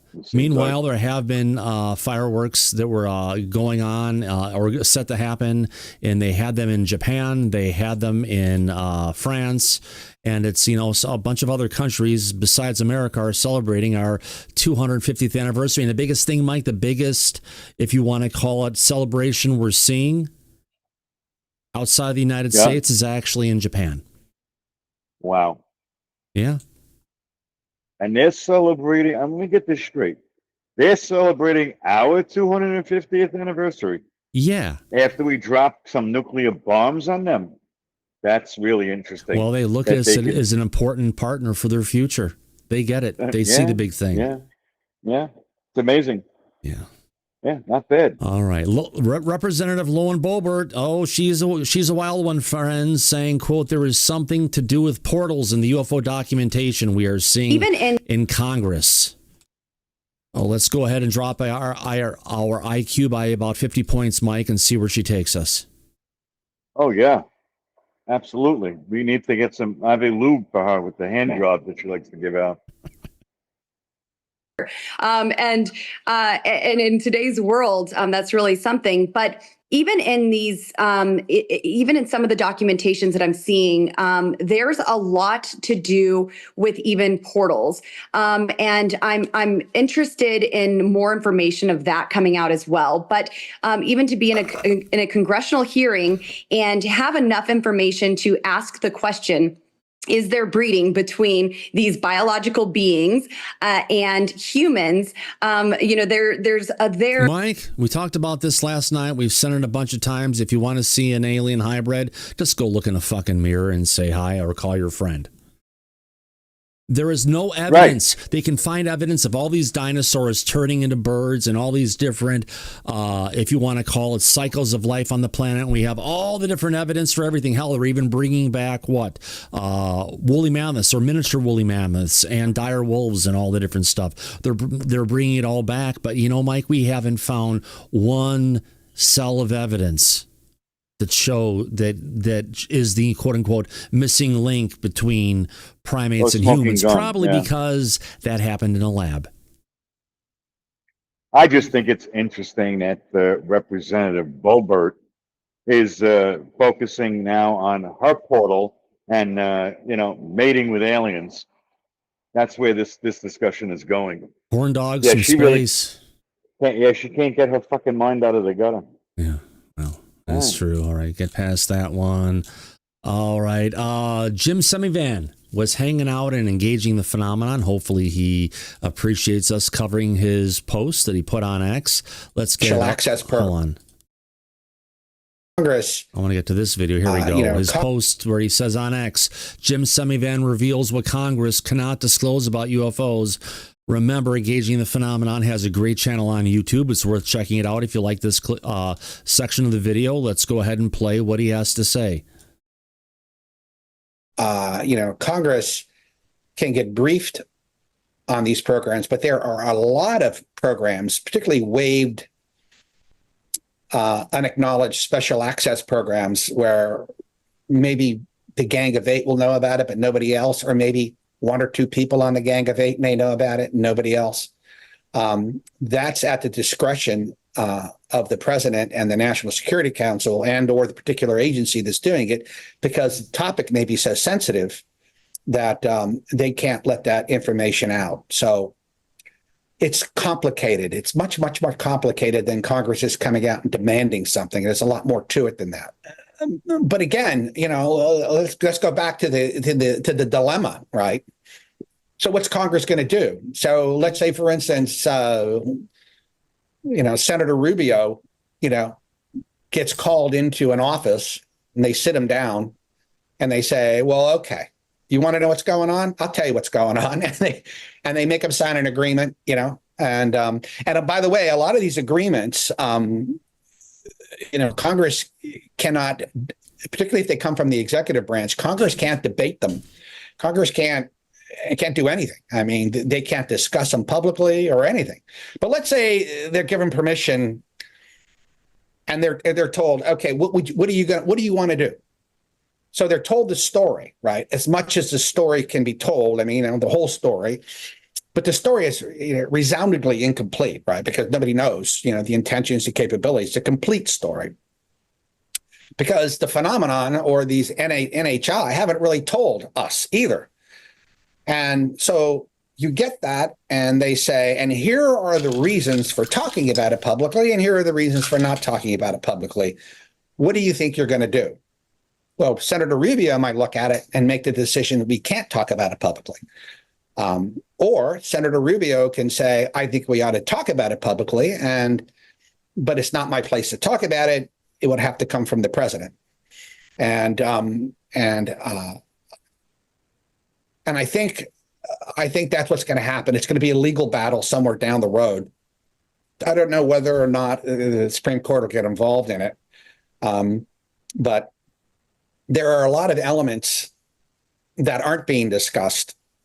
You know, it's what I'm saying is it's much, much more than congressional legislation. You're going to need a little bit more than that. Without getting into the weeds of that, could you just bullet list like some of the things that are not being discussed that are important to the conversation?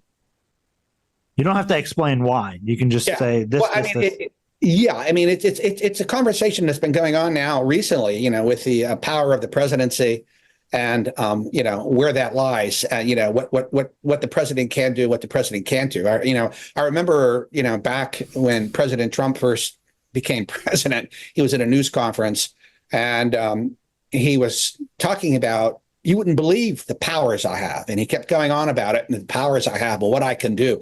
And I think he was absolutely bowled over by what he has the power to do outside of Congress and the judicial branch. In other words, there's this unitary executive theory that's out there, you know, about what the role the president has, particularly in extraordinary circumstances.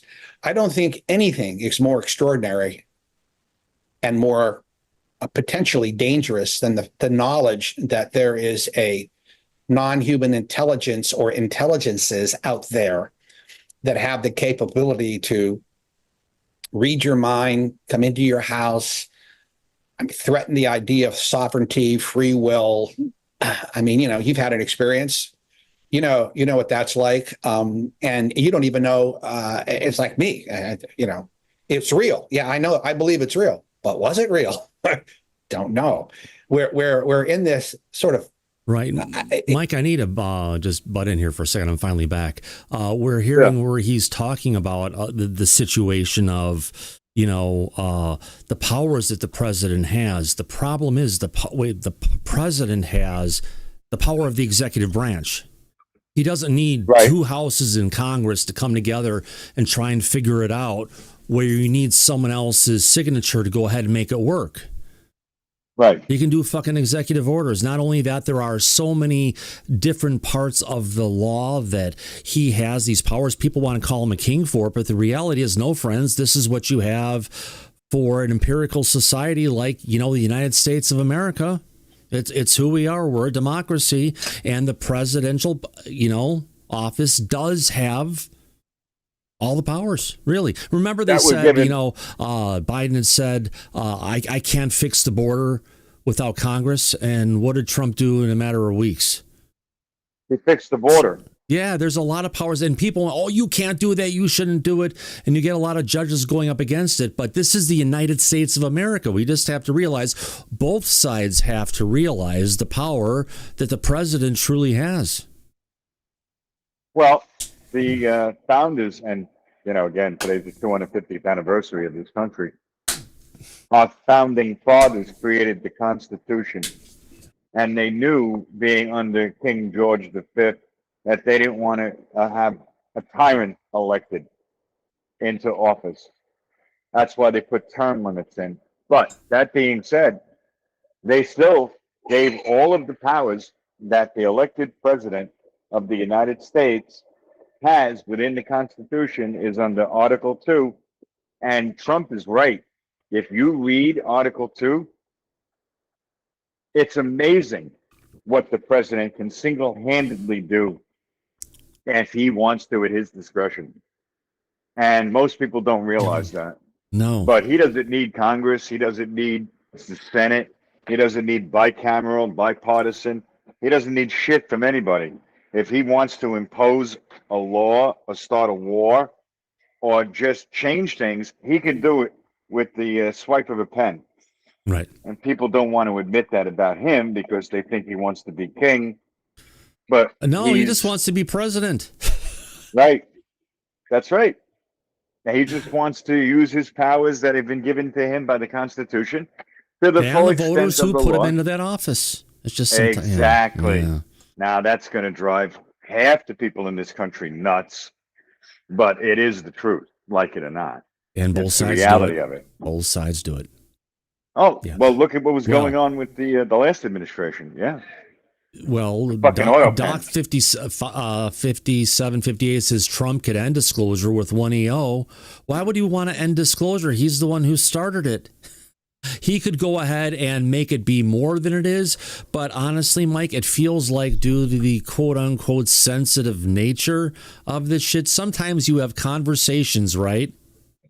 And you say, make it happen. I don't want all the documentation to go ahead and follow it. Yeah. Right. That's right. That's I told him what to do. Do you remember what he said? I think this is what he said. Let the reporters write down what he said.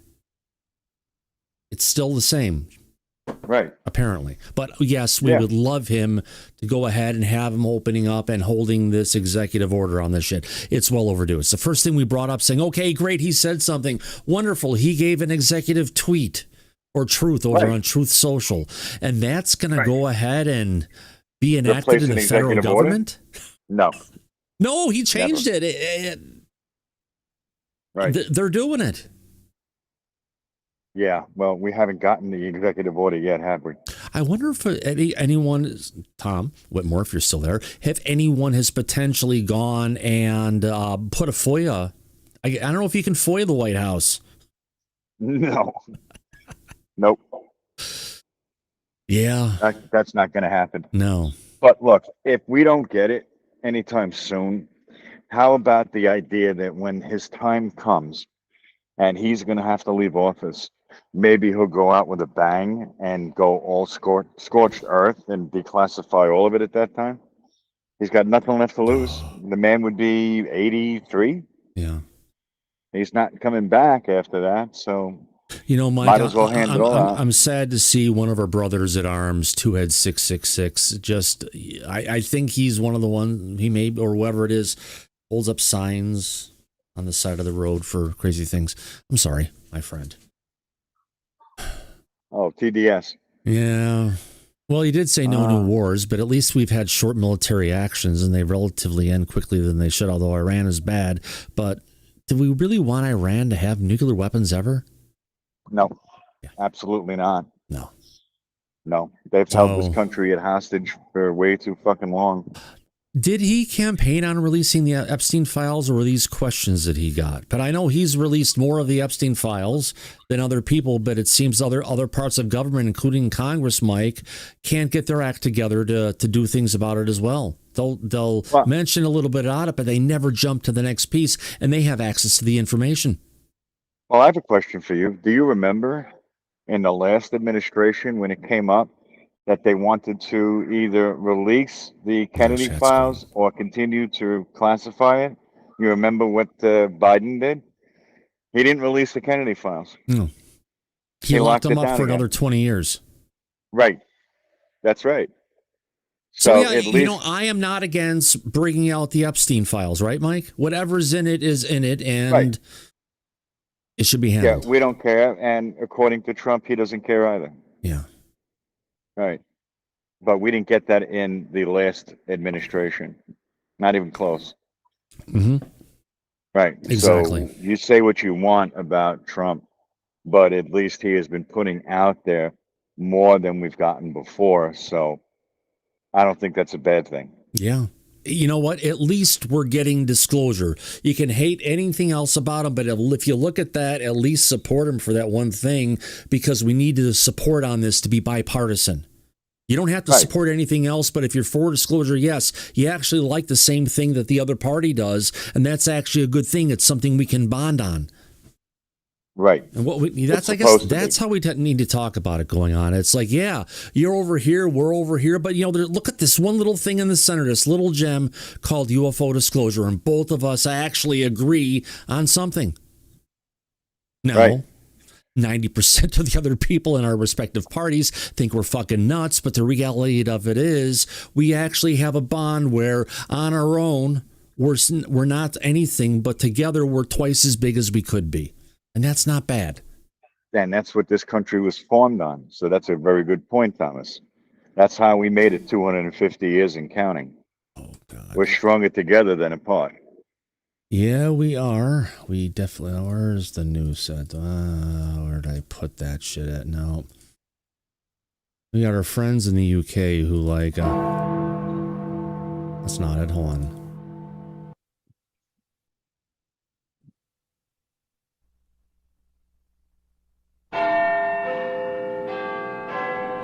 Yeah, it's crazy things going on, Mike. We have to look at where disclosure is, how we're gonna get there. But the only way we're gonna get there is the sum of all of us. Right. Not just a few of us. We need to put down some of the barriers between everything. That's true. Yeah. Hopefully the other parties will get that message and apply it. Yeah, I hope so. Yeah. I hope Yeah, so. I And hope so, hopefully too. this gives us an idea of what's going on for, everybody else. And yes, I'm sorry, I just played Big Ben. I had to try and find it. Wasn't what I was going to go for. We're talking about patriotic stuff. So where in the fuck did I put that? I like Big Ben. That was good. Yeah, I got to have fun with it. Mm-hmm. Well, we have a large UK audience. So, yeah, Big Ben is fine. Good, yeah. Give me a second here. I just want to find this again. You do something today, it's the frickin' 4th of July, right? Yes, sir. And then you put it together, and of course it doesn't work, does it? Yeah. All right. It seldom does. Yeah. Okay, so I have the U.S. Army Band here. Which one am I going for? Yeah, we have to have our little frickin' celebration. Grandioso. Here we go. Celebration. Let me go new set. No, cancel. Create a new set. Right here. There we go. God damn, my fucking finger hurts. So, yeah, I think this one will work. So, Mike, yes, as we go through this 4th of July and realize, this is America. But not only is it the 4th of July, it's also the place where we're bringing disclosure. So it's something we should all celebrate as the greatness of America. Because, Mike, it seems we're the only country. I don't think we're the only country who actually went and, if you want to call it... has crash retrievals. Has crash retrievals, has been a part of this, has been a part of the cover-up they all have. Right. But at least... Oh, we know that. At least we have the good old goddamn US of A. And at least be proud of that if you're not proud of other things. Well, you know what's good about that is that obviously wherever these things come down, they eventually end up here in the USA.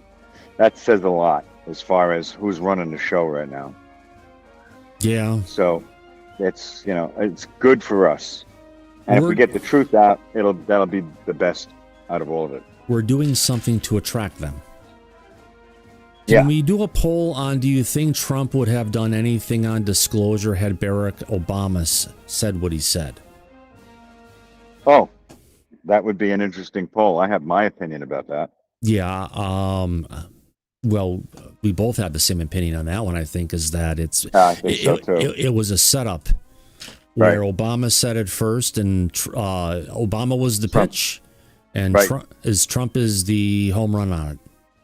Because if it was just have been coming out of Trump's mouth alone, half the country would have been against it.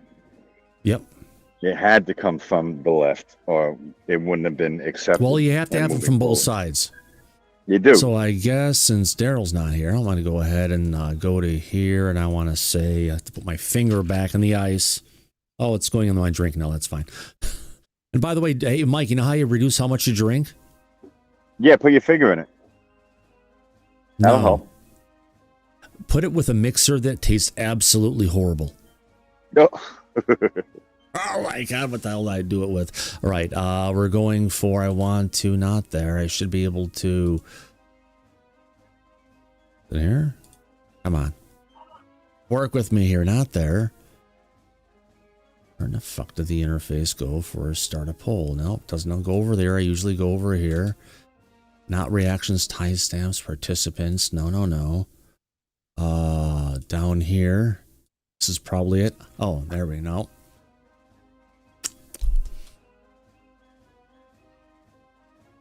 I've got to be being stupid here, Mike. Let me go ahead and just take a look at this over here. Oh, there it is. I don't want to go. You know, there's a button for a goal that I could set of this is how much money I want to get. Okay. And I've got something for top fans. I usually would go to here and say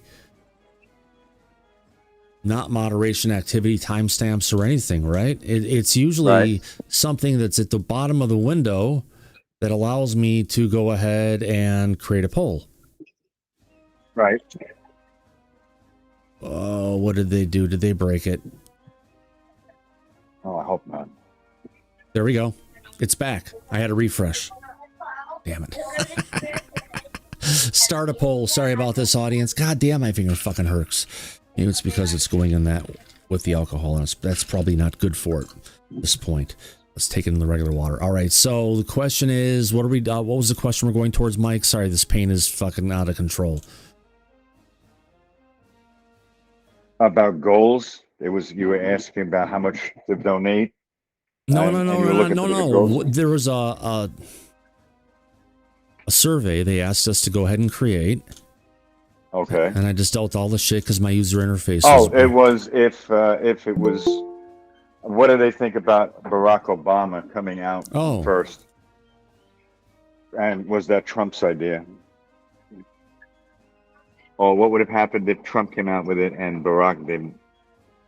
Oh God. Okay, I've got to figure out this one. Give me a second, audience. So it's going to be Obama. It's going to sound nice.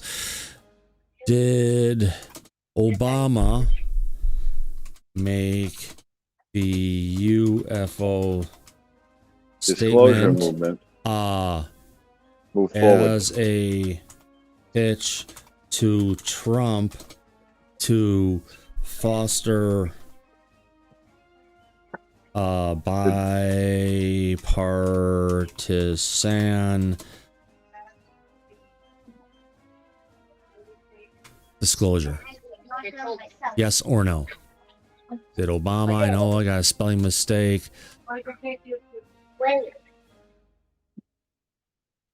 Okay, we got it. On that note, let me go ahead and turn off this freaking Stars and Stripes that's been playing forever. Frequent. I want to get to that sound effect. Yes. Yes, audience. When you hear that sound, you know. Hold on. Turn it down. Oh, sorry, the back is going to be blasting, but that's okay. Need to hear it here. Audience, this is your point to go ahead and make your vote known. When the situation happened with Obama, where he made the statement about UFOs, and then he pulled it back the next day, and Trump quickly followed after that. Did Obama make the UFO statement as a pitch to Trump to foster bipartisan disclosure, UFO disclosure? And so far into this, we've got about a minute in. Okay, Google, set a timer for 1 minute and 30 seconds, please. Okay, 1 minute, 30 seconds. Starting now. Mike, it's like talking with your kid. You have to talk with it in a certain voice, otherwise they don't understand you.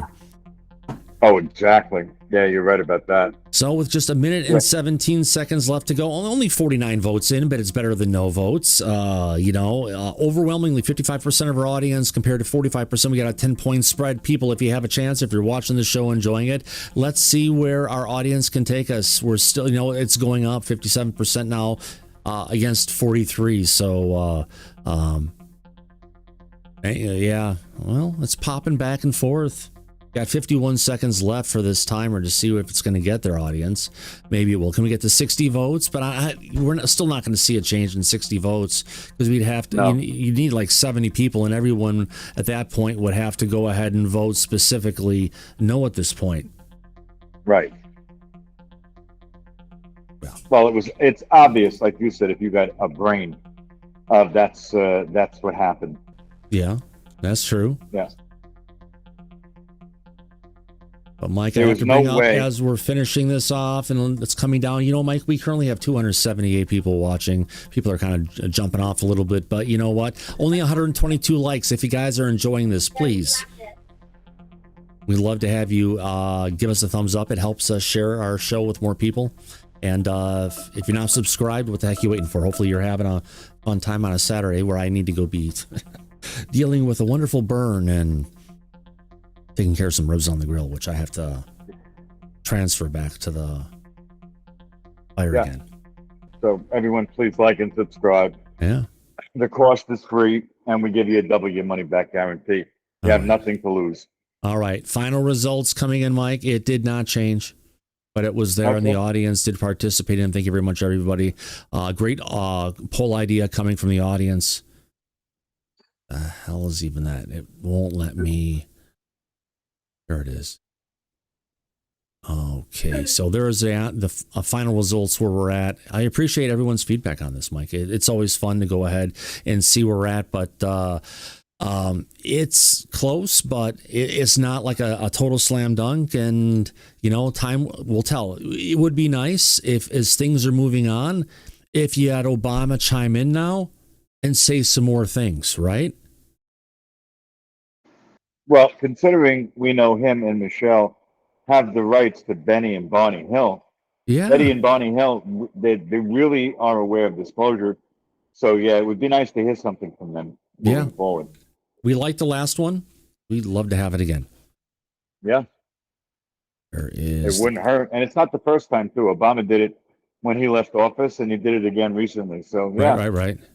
We should hear something from him. There'd be no reason not to. Mm-hmm. Well, let's hope it gets there. Is there anything else we haven't covered? I think honestly, Mike, I need to get back outside and deal with the ribs. I want to make sure I'm cooking them wrong at this point in time. It's too many hours involved.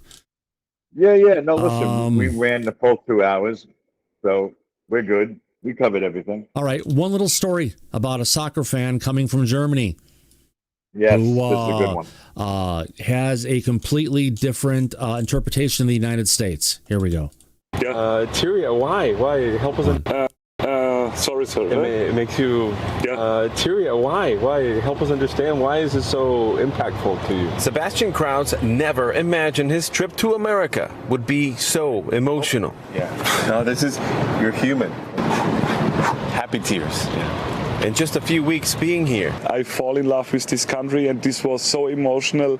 I even cried in the stadium. It's a huge departure from what he was expecting before traveling to follow the German soccer team in its World Cup run. To be honest, I was a bit scared or had the fear to travel to the United States. News about shootings and criminals and that the country is not safe. Bob takes us home. It's great. America is great. Sebastian met a group of strangers who offered him a ride to his hotel. What is the best city? Boston. That's Bob Series and his family, New Englanders who showed a group of Germans that Boston is warmer than some might believe. Bob, thank you so much. Love USA. Enjoy your time in the U.S. To me, I watched the video by myself maybe 40 times. I had tears in my eyes. Sebastian was more upset about the prospect of leaving America than Germany being eliminated from the tournament. That kindness he experienced is also what many locals and transplants have lived as well. I loved living here. I thought the people were always so kind. People here are very polite. The World Cup just made it easier for folks to see. I certainly talk to a lot more strangers than I normally do. And you think it's because of the World Cup? I do. Americans are not rude, Germans are not rude. If we are together, we can achieve great things. Sebastian's going to be sticking around for a little longer. He's going to spend the 4th of July in Washington, D.C. Then he goes back home to Germany to his family and friends. He's going to be telling them all about our country. And as for Good Samaritan Bob, I spoke with him over the phone. He says that he's just trying to pay back all the kindness that he received when he traveled the world. And he agrees New England and Boston are actually a friendly place. Interesting times. What the hell is this? This is like a long compilation of news stories and longer news stories coming from News Nation. Well, it looks like it's just a compilation of other news clips. So as I go ahead and put this on and see if the audience likes it, something we can let roll as a B-roll for right now. Here we go. Hey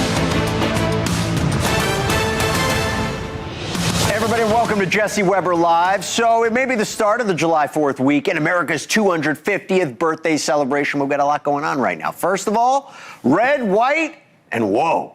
Thousands gathering right now at the annual UFO Festival. It's kicking off in, yeah, you guessed it, Roswell, New Mexico. Ben Hansen is going to take us there live. And by the way, our country now has someone leading a new White House UFO Advisory Council. You know him well, friend of the show, Harvard professor Avi Loeb. He's going to join us to tell us what is the goal and what is he going to be able to share with us about what he and the team learned. Plus, you know what the weekend is. Taylor Swift mania. It's in New York. It has New York City and just about everyone else here in a frenzy. Look at this graphic. Amazing. And as the wedding weekend is, you know, it's the wedding of the century. It's getting underway. We're going to talk about it. Also, as it turns out, a fossil hidden away for decades belonging to a dinosaur that lived 82 million years ago. It's unbelievable how that mystery was solved. And what does it mean? What does it mean about what we know in the past? We're going to get to all that in a minute. But first, we got breaking news for you in a story that we've been covering. You got to see this. So the Coast Guard just releasing this body. Okay, I want to get past How many people on board? Hold on. Let's see. From space. There is news today that our go-to UFO expert is now essentially America's official UFO chief. If you watch this show, you know who I'm talking about, Avi Loeb. We have talked with Avi so many times here on Jesse Weber Live, also on my Hot Take podcast. And now the Trump administration has tapped him to lead a team of scientists to study the national security risks posed by UFOs, UAPs. This new scientific advisory council is going to investigate the origins of these mysterious objects that were reported by military personnel in recent years. Avi says, quote, "It's like a detective story." We love a good mystery. So to demystify the search for intelligent alien life, earlier tonight, I spoke with the man himself, Harvard astrophysicist, and our friend Avi Loeb about what is the main goal and what we can expect from this new UFO council.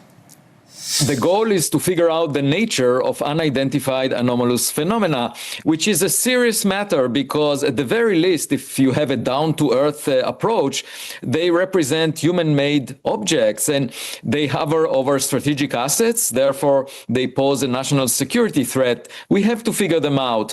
But of course, there is a chance that perhaps one of them or some of them are not human-made, in which case it will be the biggest discovery ever made by humanity. So it's a great scientific relevance. And so it's different from previous work that I've been doing in the sense that I led projects that collect data or analyze data that was collected by other scientists. But here we're dealing with data collected by sensors of the government that was intended to monitor the sky, to make sure that there are no security threats. So we have to, first of all, request the relevant data. We did so. We asked for more than 50 items of information from the Office of the Director of National Intelligence, All Domain Anomaly Resolution Office in the Pentagon, the FBI, the White House, and the intelligence community. And the good news is that they are cooperating. They have a mindset of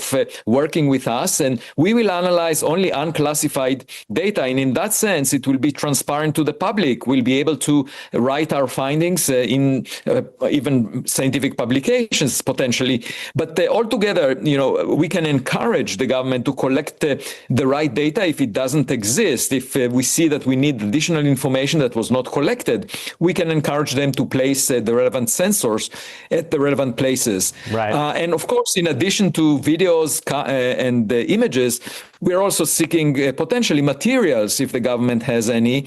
So I think we're dealing with a new era in the sense that in the past, the government was very secretive, did not solicit advice from scientists. But it will not be the first time that the government makes cosmic discoveries, if that happens to be the case. Back in the 60s, there were the Vela satellites that were aimed at monitoring whether the Russians are cheating in nuclear explosions, and they discovered gamma ray bursts, gamma ray flashes from the edge of the universe that signify the formation of black holes out of the collapse of massive stars. Yeah. So Avi, look, I tell you, I'm encouraged by this, because there's one thing from looking on the outside and doing your own research and studies, but now you're part of the government. You're part of this council. You're going to report your findings to this UAP board, and it's an exciting time, and hopefully you get full transparency. There's a quote that you had. It's very interesting. You said, at a time when science is not so much celebrated, this is an opportunity to actually do good for all sides involved. But Avi, you and I both know, with a public position like this, there comes skepticism, right? There are those who say Avi's not going to be able to find anything. I don't know about the comments he's made in the past. This is an opportunity right now for you to address those who are skeptical of what you're going to find or do. What do you say to them? What I say is that we should be guided by evidence. And of course, if you think that you know the answer in advance, you might argue that there is no point to collect the evidence or analyze anomalous data. But, we should be curious about why these mysteries exist. After all, if the Pentagon was confident that we are dealing with human-made objects, we would see all of this information perhaps classified in memos to the Secretary of War, Pete Hegseth, rather than shared with scientists. So I think they recognize that there are things they don't understand that may not be human-made, and that's what makes this moment exciting. And whoever is not excited by this opportunity to learn something new is really not a genuine scientist, because science is the opportunity to maintain our childhood curiosity, to learn about the world. It's all about a learning experience. We don't know what lies in our cosmic neighborhood, and it's possible the government collected data that astronomers missed, because astronomers ignore anything that flies overhead. They focus their telescopes on distant sources of light. They look at a small portion of the sky at any given time. So I can completely see a situation where over decades the government collected data that would be very insightful about things that are not expected, visits by technologies that we are not familiar with. This is an exciting time, and I think it's more exciting than the script of the movie of Steven Spielberg, Disclosure Day, where the government goes I heard that movie wasn't even that good anyway, so don't worry about it, Avi. Here's the good news. Here's the good news. As a friend of the show, as somebody who has dedicated so much time to explaining this, I'm very encouraged by this. You obviously have an open platform to come here whenever you can share more information. I think the key point about what you said is the fact that you're in this position, the fact that they've created this council shows they may believe there is something out there other than just human-made technology. So Avi Loeb, we're going to be watching what happens next. Thank you so much. Thanks for having me. And with a excellent team of 15 scientists, we hope to bring some news and substance to this subject and gain a better understanding of UAP. So stay tuned. The best is yet to come. There we go. We're excited too. Thanks so much, Avi. Thanks for having me. All right, so sticking with this topic, when it comes to UFOs, there is no place on Earth that looms larger than Roswell, New Mexico. This is the town that is synonymous with the alleged 1947 UFO crash that is once again the center of the UFO universe. Why? The annual Roswell UFO Festival kicked off today. This thing's incredible. And this year's theme, red, white, and whoa. It's a nod to both Independence Day weekend, America's 250th birthday celebration, and for the next several days, you have thousands of believers, skeptics, and just the plain curious. They're going to flood downtown Roswell for parades, live music, guest speakers, costume contests. It's amazing. Oh, by the way, massive drone show featuring both patriotic and extraterrestrial displays. And who better to take us inside the festival, another friend of the show, Ben Hansen, former FBI agent, host of Discovery Plus's UFO Witness, and again, friend of the show. Good to see you so much. How's the festival? I feel like you're a celebrity there. Hey, Jesse, there's a lot of energy here. It's actually kind of hard to hear, but you're right. They're here to celebrate the 250th anniversary, but also the 79th anniversary of the Roswell incident. And I've actually made a friend here. This is Joseph. Actually Elliot. E.T., my very first movie I remember seeing in the theater, actually got me started into all this. Joseph, what's your favorite movie? Your alien movie? E.T., of course, right? You've been to the museum? Yeah. Yeah? And how are you enjoying all this? It's fun. Pretty crazy, isn't it? Yeah. Well, I'll let you get back to the drone show right above us here. Okay. But thank you, buddy. Yeah. Quite amazing, Jesse. Oh, that looks awesome. I love it. And that's funny you just brought Joseph on, who's adorable. It seems to me, from what I've read about this festival, it's getting bigger. There's more and more interest. I mean, do you get the sense that more people are interested in this now than ever before? And what has been the reaction in the community to what we've seen, let alone this past year? The releasing of the files, the congressional hearings. What are those people that you're around tonight? What are they saying about it? Well, what's really unique, I think, about this year is that never before have they come this close to, I don't know if big disclosure is going to happen, but never before have they come this close to having these files and things released to the researchers who spent decades, researching the most iconic alleged crash, in the world, and that we might actually have some documents coming out that verify this. So there's a lot of buzz. I keep saying this every year. But the speakers, the patrons, the people who are coming here, they want information. So it's a really exciting year to be here. Where you are, Roswell, right? The Roswell incident, 1947, that was arguably the beginning of the UFO interest. Alien craft, bodies allegedly discovered. There's whistleblower David Grush says the government may have alien bodies. The other way of looking at it is, do you think the government would realistically be able to keep all of this a secret for, 80 years? I get asked that question a lot, and my answer is, well, it hasn't been a secret.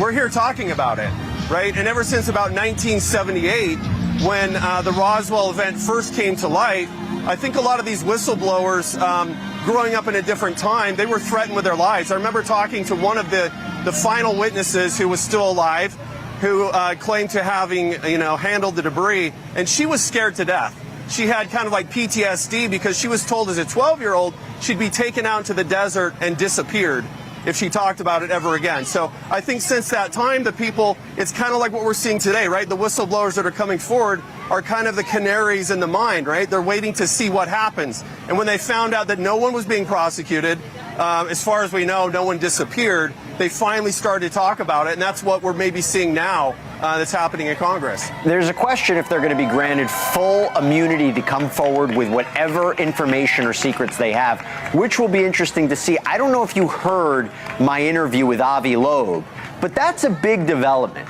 The White House setting up this advisory council on the potential risks, dangers of UFOs, UAPs. Avi's now the lead of it. He's the head of it. What's your reaction to it?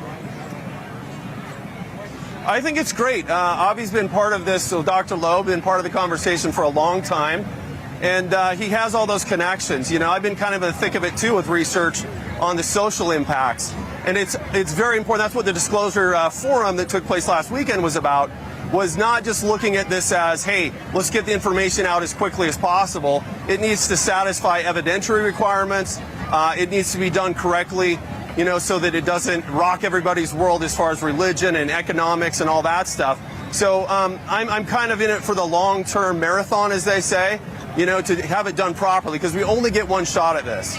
100%. And the world's watching. The American people are watching. They're trying to see if there's going to be a sense of transparency and if they're giving the full story. Circling back to something that you mentioned, maybe now is the time when people feel safe to come forward. I got to mention what we're also talking about. You made a detour trip to Albuquerque, New Mexico. This is where Major General William Neal McCaslin disappeared, one of several people linked to UFO research, military research. It becomes the missing or dead scientist conversation.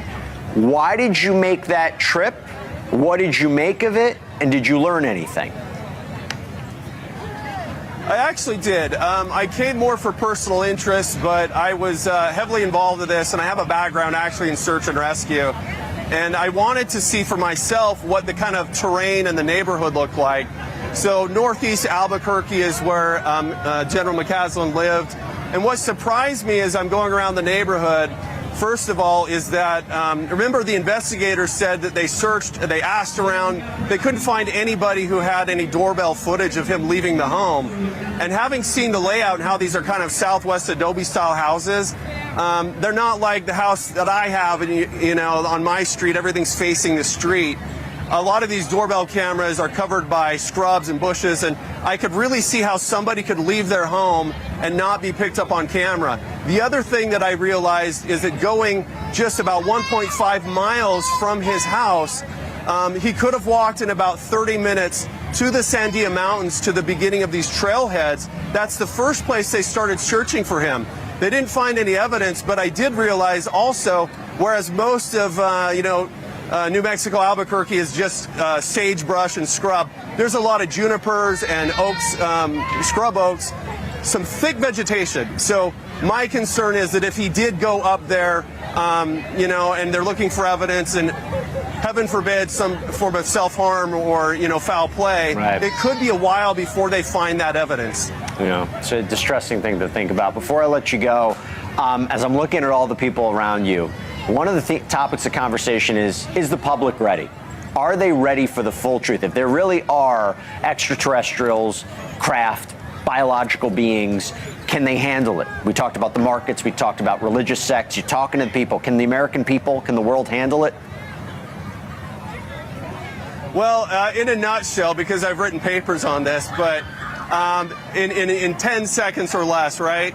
It depends. It really depends, because we're talking in an echo chamber here. If you're watching News Nation because of the UFO topic, you're already interested in it. You have to remember the public, the general public, isn't up to speed. A lot of them haven't even thought about this, and it doesn't take the majority of people to have problems with it for society to have problems. Thanks, man. See what I mean? Celebrity over here.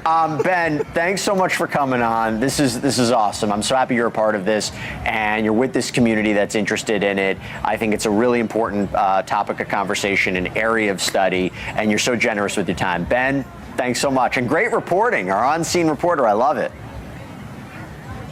Thanks, Jesse. We'll see you later. See ya. I want to see more of that drone show. I thought that was awesome. All right, coming up. There is a heat wave that has hit large swaths of the United States, and the New York mayor asking everyone to turn their thermostats to a balmy 78 degrees. Is that a fair ask? I'm going to tell you one thing. Got people heated in a very different way. Got a great panel with their hot take on that question, plus more stories, including, a certain wedding. Yeah, I think you know what I'm talking about. That's next. Yes, I've been outside, folks. More people are hanging out now than when I actually started doing it. Yes, my hands are black. I'm dealing with the smoker, dealing with the ribs, getting stuff put there, adding a little more charcoal and a little bit of mesquite onto the grill just for the last final hour of the smoke. Different than I've done before. We'll see how it turns out. Some of the ones, the ribs are already cooked up nice, just kind of breaking apart. Those are like done for now, but I've got 5 more racks at least to go. Interesting time, Mike. You still with us? We kind of went off into watching News Nation land. Now, does he have anything else here to cover on what he was talking about with UFOs? No, there we go. Street closures. No Jurassic World bone. Nope. No, actually, you know what? All right. So, before we're gone, this looks like a cool segment. All right, here we go. That's next.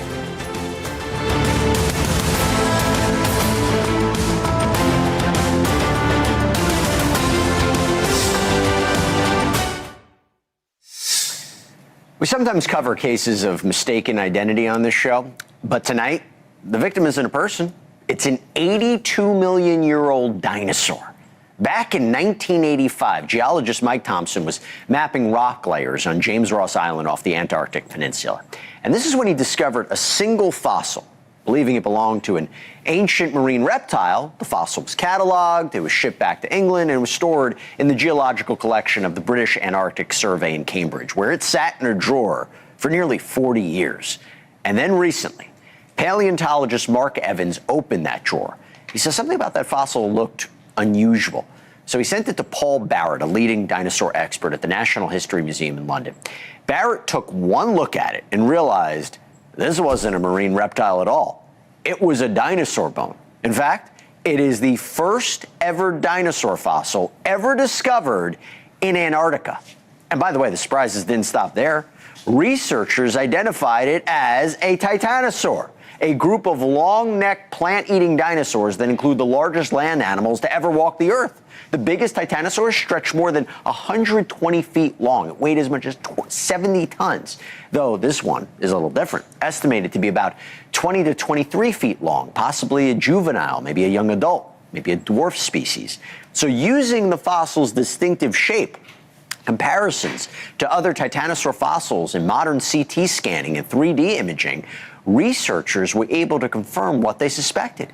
Their discovery was published this week in the peer-reviewed journal ACTA. And it really makes you wonder if today's technology can solve a 40-year-old dinosaur mystery, what other discoveries could be sitting in museum drawers just waiting to be found? So that is where I stop and I bring in Steve Brusatte, paleontologist at the University of Edinburgh in Scotland, the lead paleontology consultant for the Jurassic World film franchise. Amazing job. He's also author of the new book, The Story of Birds, A New History from Their Dinosaur Origins to the Present. Thanks so much for coming on.